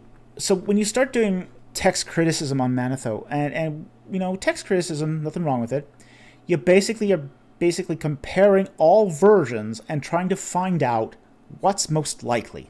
What is the most likely original reading for Manetho? And the problem is when you do this with Manetho, what you discover is that none of them are original. That's our sort of our best guess for Manetho and the Exodus, is that none of the versions of Manetho are original as far as the Exodus is concerned. They all seem to have included a insertion in the text. One by Josephus, one by, I think it's Julius Africanus did another one. So each one of them has a different king for the Exodus. So I really don't think we can trust Manetho here. You know, it would be really, really nice if we could, but I don't think there's any way to make Manetho work with the Exodus as far as its original, you know, say original Greek text. So I don't think we even need to go into were 18th dynasty pharaohs mixed up with the 19th dynasty stories, because, you know, as I said, each one's wrong, each one's different, each one, you know, you have some say Amenhotep, you know, you have some say Tutmosis, you know, I mean, it's just really nuts. You know, there's so many variants. It's not even funny. So, yeah. I wish Manetho had a reference to Exodus in it. It would have been very interesting if it did, but I don't think it does. I think there's just too much. And frankly, too, a lot of the reasons why Manetho was so adored by, say, the early Christian and Jewish writers was because it did, you know, people did think that, hey, if this is the antiquity of the Egyptian people, well, the Israelites must fit in there somewhere.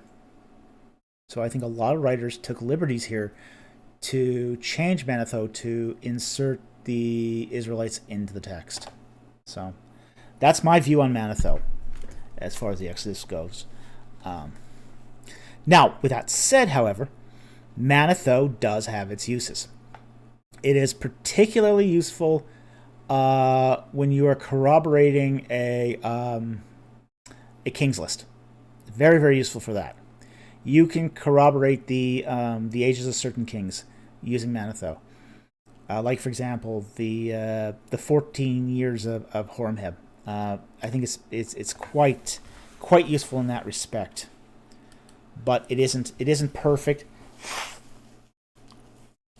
and there is a serious amount of problems with Manetho. I don't like using it alone. I know some Egyptologists, you know, basically are are Manetho maximalists. They're Manetho maximalists. They'll follow Manetho even when you've got some contrary evidence, and there's some contrary evidence to Manetho. So I like to take a more, say, balanced approach to Manetho. So anyway, that's my opinion on Manetho. Thank you very much for the super chat. I very much appreciate it. Okay, Lou again for $5. Thank you very much for the super chat. How did the ancient nations understand each other's languages? For example, how did the Egyptians understand the Hittites' language? They didn't. And the reverse isn't true either. Is not true either. Now, there was a lingua franca. Akkadian was the language diplomacy. Okay, so letters between Egyptians and the Hittites were sent essentially in Akkadian. So we do have some interesting, especially with the Dynasty 19 letters, the diplomatic correspondence, because one of the interesting things we have is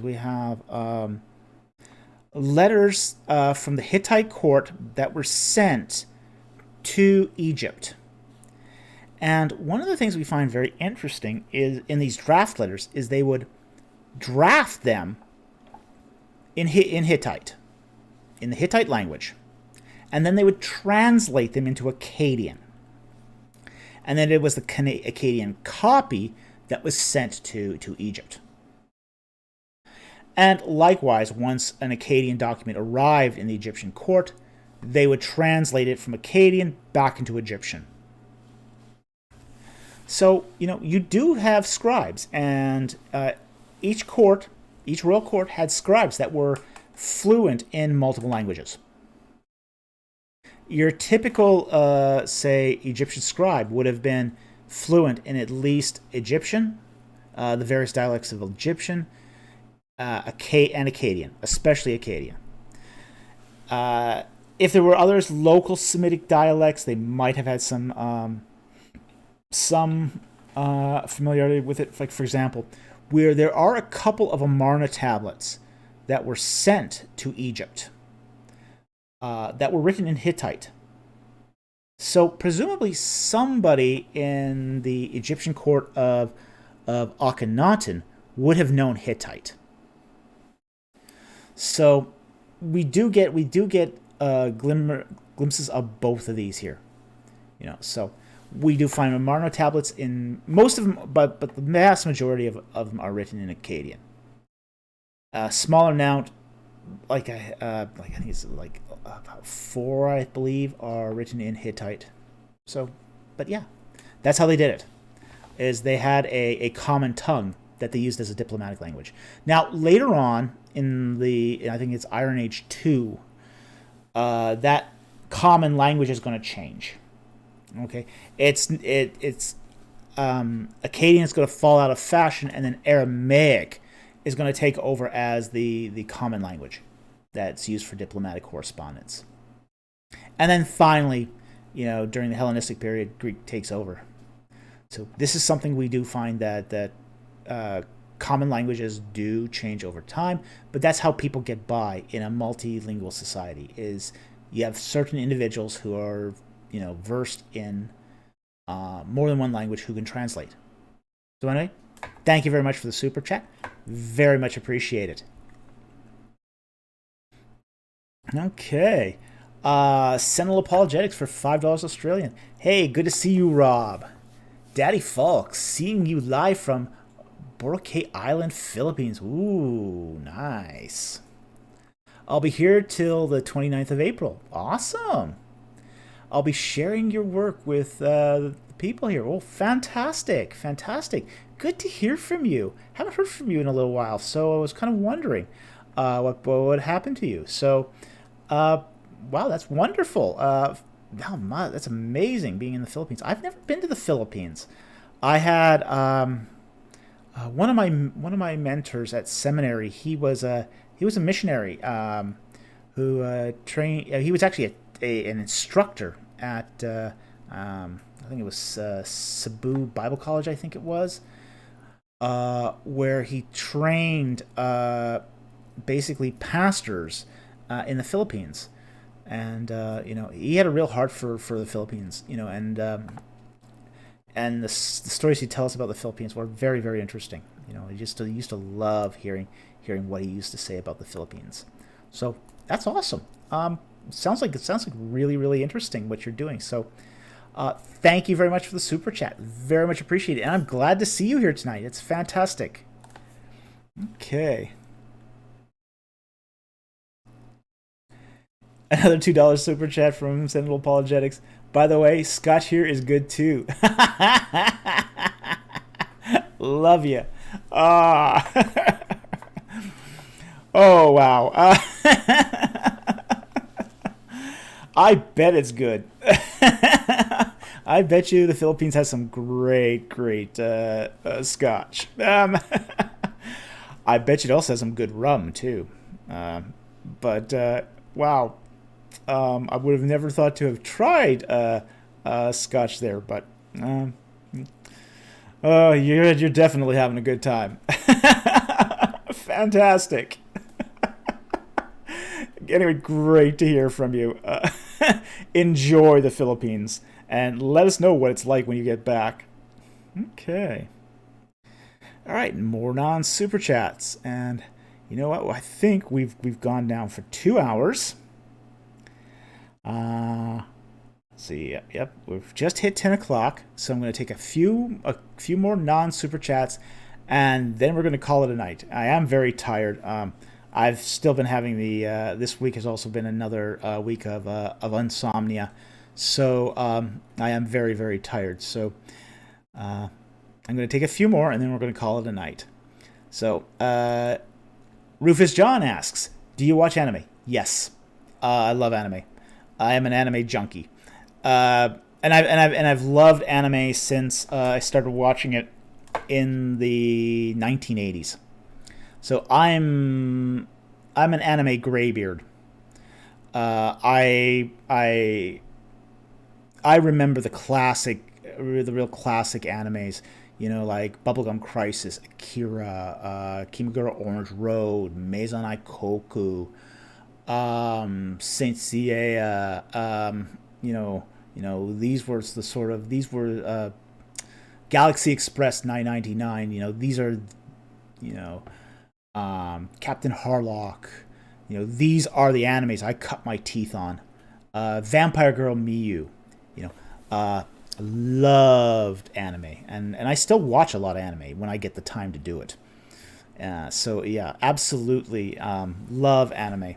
So yes, I do watch a lot of anime. Swiftsy says, Studio Ghibli is the best. Well, it's good. It's good. I'll give it that. My Neighbor Totoro, Great Grave of the Fireflies are excellent. Those are excellent films. I have not watched was it Princess Mononoke yet? It's on my to-do list. Let's see. There's some others that Studio Ghibli 2 did that are quite good too. So I've watched several Studio Ghibli, but I no means remember them all. But yeah, I'm very much into the classic anime. Yeah. Grave of the Fireflies, fun for the whole family. Yeah. Don't show that to your kids. You'll if you show that to your 4-year-old, you're gonna have kids crying all night. Don't do that. No one wants to see the results of a fire bombing. Yeah. Let's see here. Okay. Okay, Marcy Powell asked, wasn't Hatzor abandoned for 200 years after its 13th century destruction? From where then did Demra's opponent rule? Okay. Well, it wasn't Hatzor. Okay. What we can see here is that it was abandoned for a lot more than for 200 years after the 13th century destruction. So it doesn't seem to have been rebuilt for at least another 400 years. So that's a long stretch of time. So then what happened? What actually happened to Hatzor? And how do we make sense of the Deborah opponent? Okay, for the first thing is we're told that it is Jabin, king of Hatzor. Okay? But we're not actually, there's no, in the Deborah narrative, there's no siege of Hatzor. Just the armies are defeated. And they're scattered and they are forced to run. Okay? In fact, Jabin never enters the battle at all. Never enters the battle at all. It's only his general Sisera that does. And it's really Sisera that's defeated. So what we seem to have here is that the monarchy of Hatzor lives on, even when Hatzor no longer does. So think of it kind of this way. It's kind of like this. It's like a battleship, like a fleet of battleships. And you have one battleship that's the flagship, and that's where your command flag sits. But what happens when that ship gets sunk? Well, the flag transfers to another ship, and another ship sort of takes over as the fleet flagship. I think that's what's happening here in the Deborah narrative, is that Hatzor itself is destroyed, but the monarchy of Hatzor lived on and transferred its flag, as it were, to another citadel. We don't know exactly where, but that seems to be what's happening in the narrative. And this seems to be consistent with the fact that Hatzor's armies are destroyed in the Book of Judges, but not Hatzor itself. So there does seem to be that presumption that Hatzor's already been, completely demolished. So anyway, thank you for that question. It is an interesting question, and it's worth answering because there does need to be a reconciliation of the text here. So, okay, we got another super chat here. By Biblical Brainstorm for $4.99. Thank you very much for the super chat. Very much appreciated. Are there any good Christian Mesopotamian scholars? Yes, there are. I would highly recommend Alan Millard. Similar to how Kenneth Kitchen and James Hoffmeyer are to Egyptology. Yeah, that would be Alan Millard. Paul Lawrence is another. Both Alan Millard and Paul Lawrence are Mesopotamian scholars who are Christians in the same vein as Kenneth Kitchen and James Hoffmeyer. In fact, I both know both men personally. They're good friends of mine. Alan Millard worked in the same department as Kenneth Kitchen, and they're good friends. And Millard is now retired himself, just like Kenneth Kitchen is.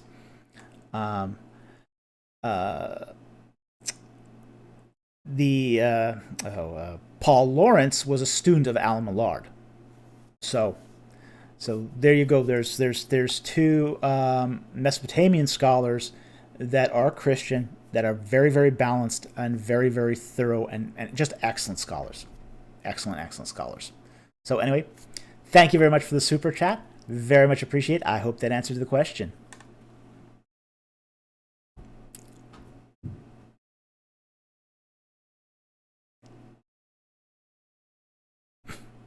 Mr. Rich B.O.B.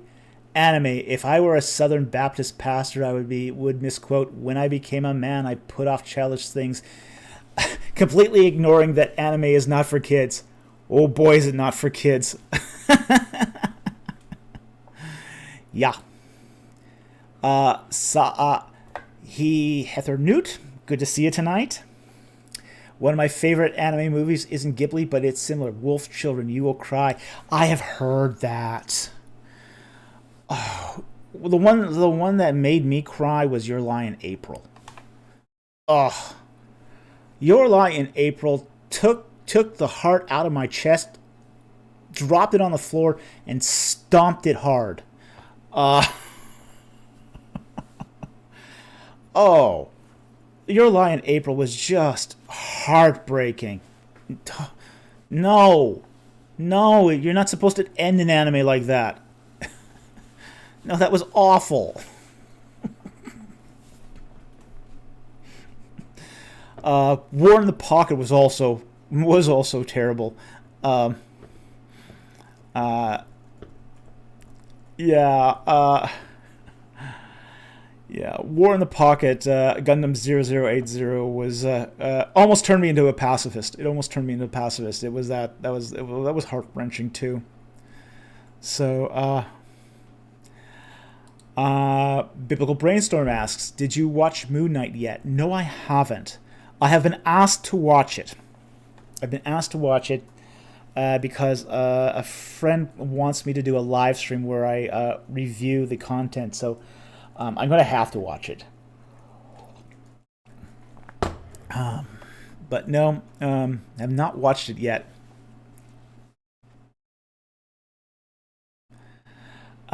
Swifty asks, what study Bible would you recommend? Would the Oxford Annotated Bible 5th edition with Apocrypha be a good choice? That's hard. And that's a difficult question to answer because study Bibles tend to be rather all across the map. Some are very good, some are kind of mediocre-ish. Some are just well, the mileage will vary on study Bibles. So you really have to sort of know what you want out of a study Bible. Is it the commentary that you want that's really good? In that case, I think like, for example, the Christian Standard Bible, which is actually a really good translation. I actually really like the Christian Standard Bible. Full disclosure here, I got free copies of it and everyone did who went to ETS 1 year. The Christian Standard Bible was a new translation, and everyone who went to ETS that year got a free Christian Standard. So it wasn't one of those deals where they gave you a Bible in exchange for a recommendation. Everyone got one. There was no obligation, but I did get one, and I received both their regular Bible plus their study Bible. They also gave out free study Bibles too. And it's a big, thick 600-page study Bible. I mean, it's a massive piece, and it's pretty good. I'll have to admit. I have quibbles in some places, with some of it. I think their section on the Exodus could have been a little better. Okay, I think it could have been a bit better. I think its Genesis portion was okay, but then again, that's professional griping on my behalf. The ESV Study Bible is supposed to be very, very good. I have an insider story on this. When the committee on the ESV Study Bible sent a timeline to Kenneth Kitchen to approve it, to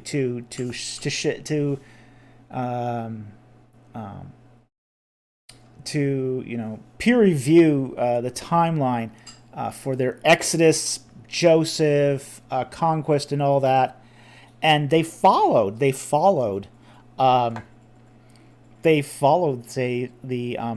early date of the Exodus, and I was actually sitting in Kenneth Kitchen's tea room when he got the postal mail, to do the peer review, and he just tears it open. He goes, "Rubbish, complete rubbish, total rubbish." Well, he writes this in his response to the ESV committee. He just and a couple of years later, I talked to Richard Hess, who was head of that committee, And Richard Hess said to me, I got the letter back, and I gave this to Douglas Moo, and said to Doug Moo, I'm not sure what Kenneth Kitchen is trying to tell us here.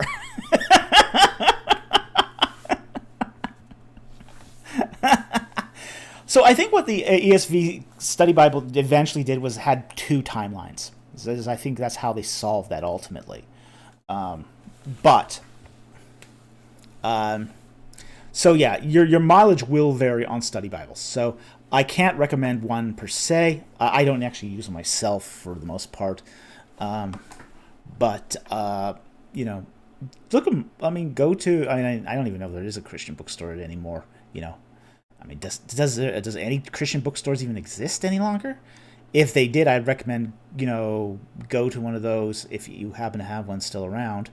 I think most of them are out of business now, but if you can, pick up a few study Bible copies and thumb through them and see if it will work for you.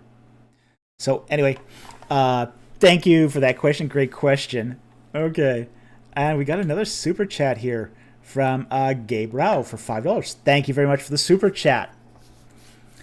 Hello, Dr. Falk. Thanks for the comments, smiley face. You're welcome. Question. In Exodus 20:22 to 26, it talks about laws for altars. The rules seem strange and foreign. Any insights? Okay, let's pull that up and let's give that a read.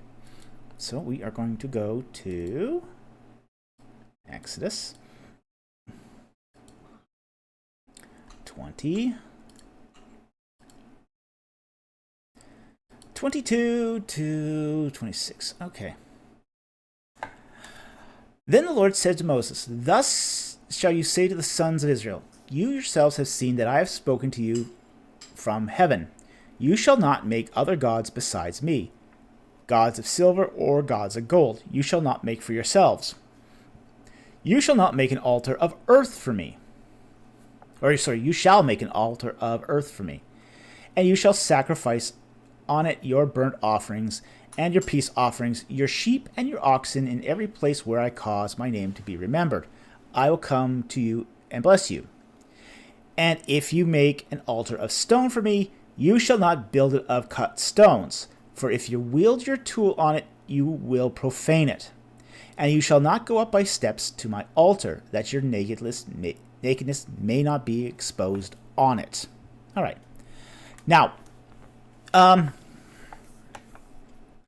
they might seem these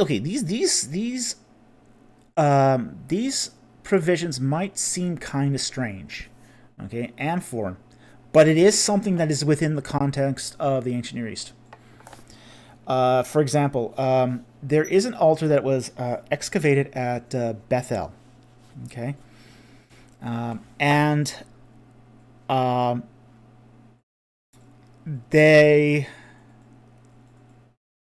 in that particular altar, we find that there's both cut stones and a ramp, both leading up.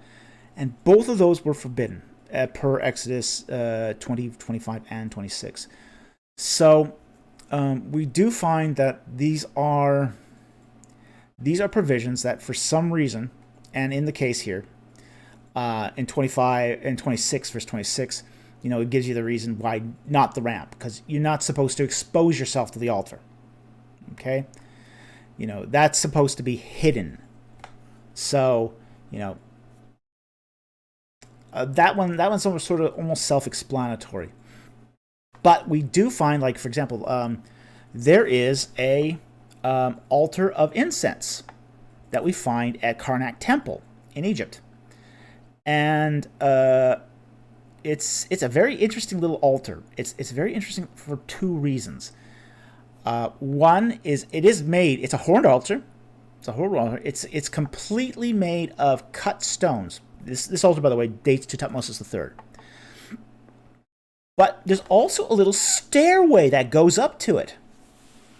So we see here in this particular case a horned incense altar that has both cut stones and stairs.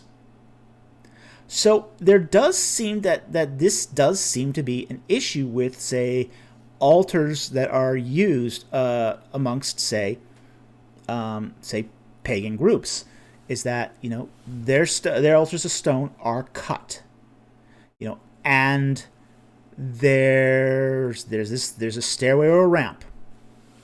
For example, at the altar of Tel Dan, we find that ramp also. Okay, so there are sort of prescriptions for this. If you worship God, you got to do it God's way. And when it comes to, say, ritual purity and ritual law, these things are very, very particular. The whole cutting stones, the whole profaning it. The idea is that some of these stone altars were meant to be natural stone as God created it, where it's not being sort of chiseled out by human hands.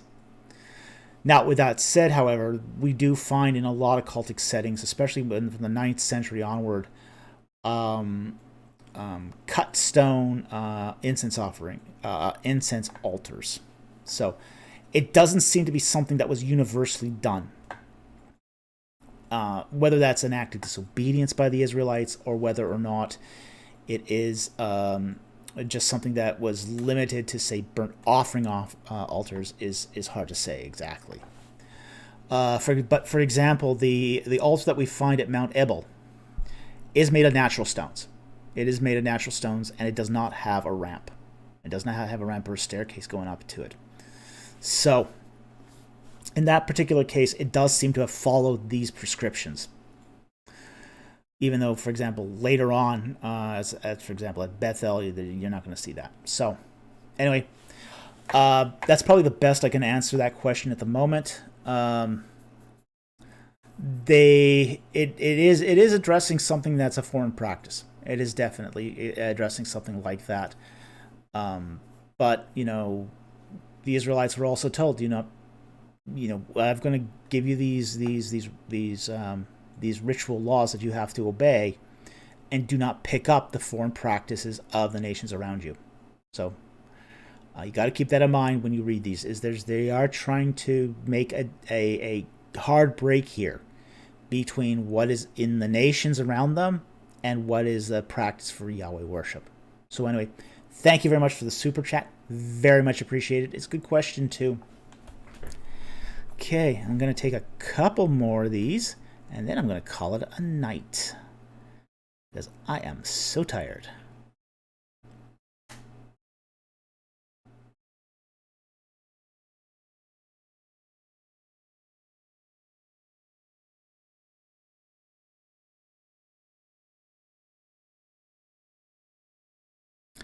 I see Swiftsy's follow-up here.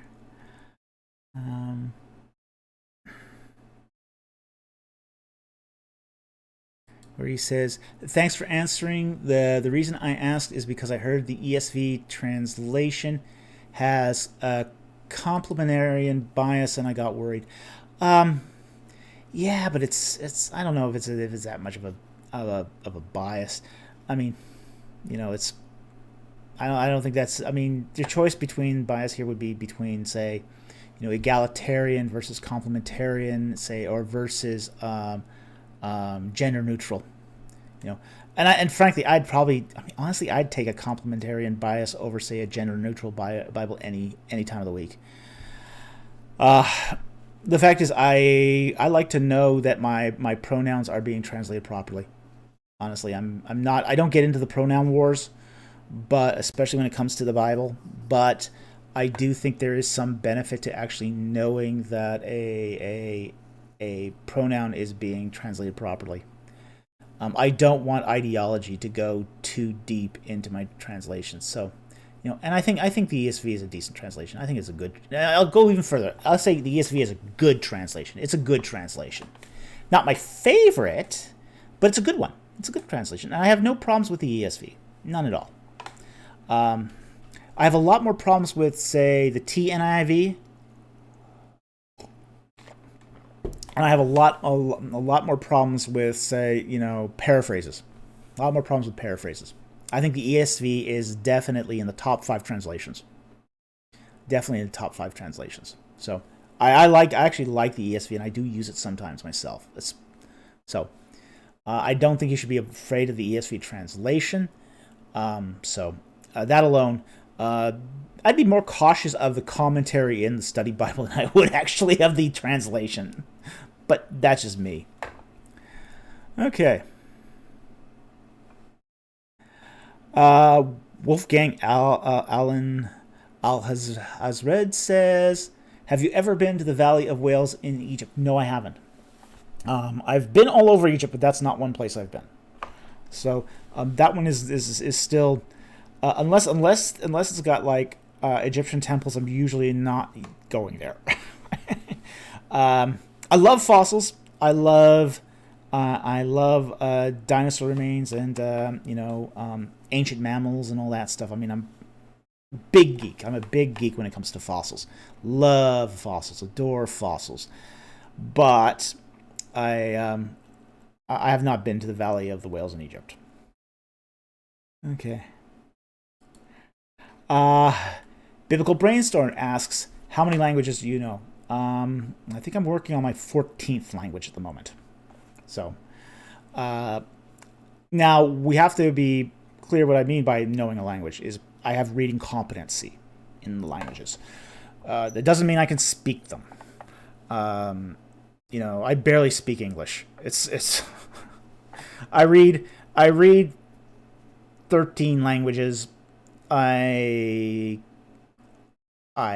barely speak English, and I am working on acquiring hopefully some spoken competency at some point. I'm a rank beginner at Ukrainian, and that's because before the whole Ukrainian war sort of got its start, I became friends with a lot of Ukrainians back in January. So I started this sort of been the being in the right place at the right time. It's just like I was. I think this was a God thing. I really do. That God put me in a situation where I could be friends with a lot of Ukrainians before this whole thing. Before this. Karalam Benete Elenika. Yes.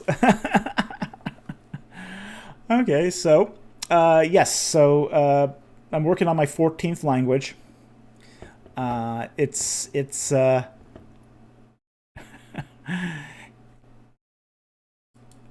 and here I am, can't draw quail chick to save my life. Hey, the quail chick is one of the hardest ones to initially learn. Okay, the quail chick is not an easy glyph. Okay, so I don't fault anyone for kind of messing up the quail chick to begin with. But yeah.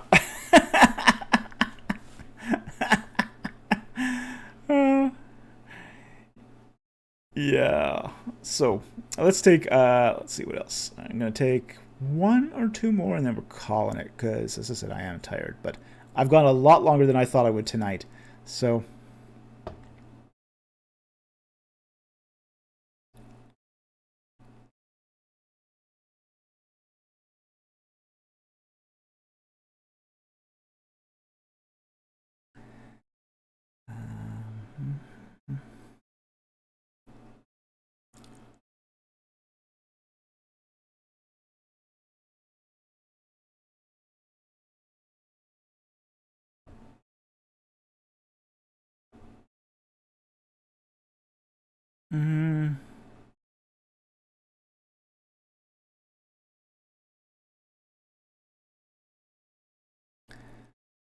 I think we're almost out of questions here.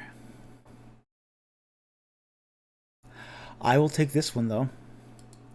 The person asked, what convinced you out of young earth creationism? Hermeneutics. Really, modern hermeneutics. Basically, once I started reading the Bible in its context, I couldn't get a young earth creationism out of that. That's essentially what happened. Was I started reading the Bible in its ancient context, Um,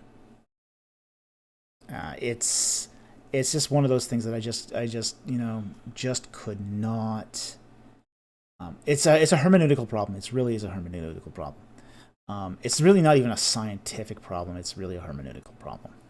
It's got a scientific problems as well but a lot of that is caused because of the hermeneutics. So that's sort of what kind of edged me out of it. So anyway, that's the explanation for that. So I'm going to take one last question, and then I am going to call it a night.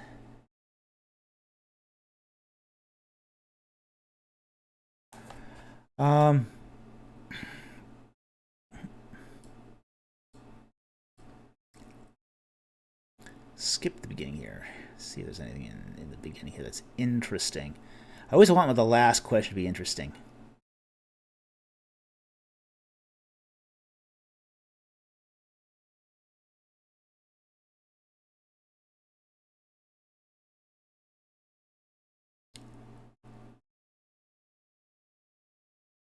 Let's see here. Need a good one to end off the night.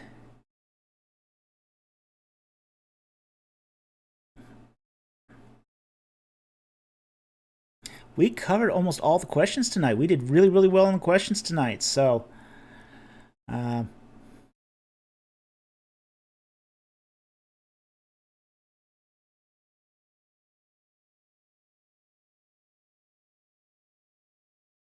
could use that. I could do that, but that wouldn't be. I could take MFM's question there. Will this be your last question?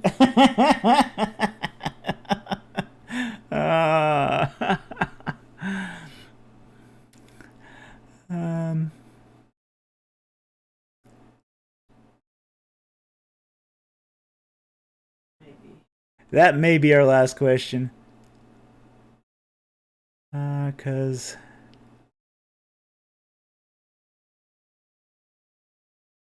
Yeah, the language one was really. yeah.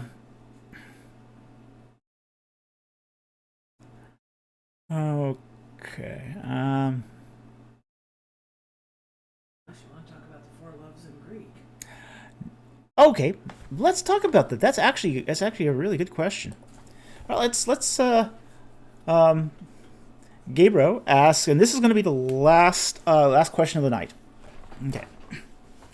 Unless someone does a last minute super chat, which I'm not counting on, but so this will probably be the last question. And he asks, I recall in a prior stream you talking about the four loves in Greek. Could you talk more about it? Sure. How do you know that a pastor doesn't know Greek? He does a sermon based upon the four different words for love in Greek. Okay? Any pastor that does the four loves in Greek sermon does not know what he's talking about. He doesn't know enough Greek to actually do a sermon consulting Greek. That's almost the surest. I mean, they always do it. They always do that. You always see that Greek, that sermon used when a pastor wants to prove to his congregation that he knows Greek. And frankly, it's pretty much proof he doesn't know Greek. Okay, now, and typically it's the four loves. You often see this as the three loves in Greek. So that's another variant of this, where it's eros, phileo, and agape. Okay, and they come up with the eros being erotic love, phileo being brotherly love, and agapeo being say divine love. Well, that whole paradigm is almost complete nonsense. Okay, that whole it's almost complete nonsense. The fact is that eros could be used as love. It's just ordinary word for love. That is possible. That it does have that just meaning. It does not necessarily mean erotic love. The I see Kumar's bees. Was the four loves thing popularized by C.S. Lewis? It was popularized with him, but it predates him. Okay, it actually was found in commentaries of about 150 years ago. So it was popularized by Lewis, but you did see it in commentaries before then. Now phileo, is a word that also means love. Okay, it doesn't necessarily mean brotherly love, though. Just like agapao does not mean divine love. It does not mean divine love. It also just means love. So then, why do you have a difference here between, say, phileo and agapao? Well, the thing is, in the dialect, sort of the dialect of, say, first and second, first century BC Greek, you had phileo start to also mean kiss, to kiss. And it got confused with the word phoneo, which is to kiss. Okay? So what you had was, you had this synonym that came along, that was basically love without the connotations of kissing. And that's where we get agapao from. Okay? So we've got essentially, three words there that and I don't remember what the fourth one was, but you got three words there that are basically can at any one point mean just ordinary love. It can mean ordinary love at any one point. But the linguistics changed over time so that more words had to be added to make meanings more clear. But there is not a distinction here between erotic love, brotherly love, and, say, divine love. That's all nonsense. That's all garbage. It just means love. It just means love. Any one of those words will just mean love. Okay? Storge. Thank you, Gabe. That was the other one, storge. And I don't remember what storge means off the top of my head, so I have to look that one up. But the other three I'm well familiar with, because they do appear in New Testament Greek. So storge is the one that does not appear in New Testament Greek. So I'd have to look that one up. And I'm not that well versed in my, say, extra biblical Greek literature. So anyway, that's what I know about that. Basically, if a pastor ever uses this as a illustration, it is like proof positive that he doesn't know his Greek. It's just, and I've seen too many pastors use this sermon to try to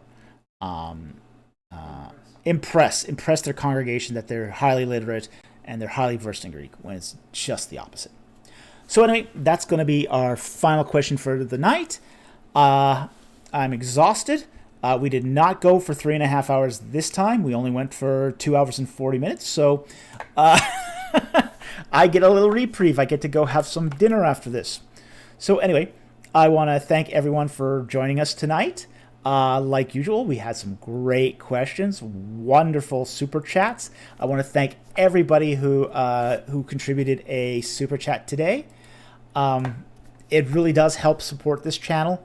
We really appreciate it. We could not do this channel without your financial support. So we do want to take the opportunity to really, really thank you for this.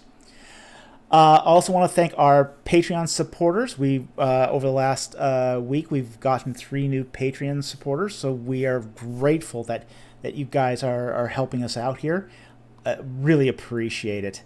So with that said, I want to thank everyone who came out tonight to participate, to be in the live chat, to give us your questions, and we will see you next time on Ancient Egypt and the Bible. Good night, everyone.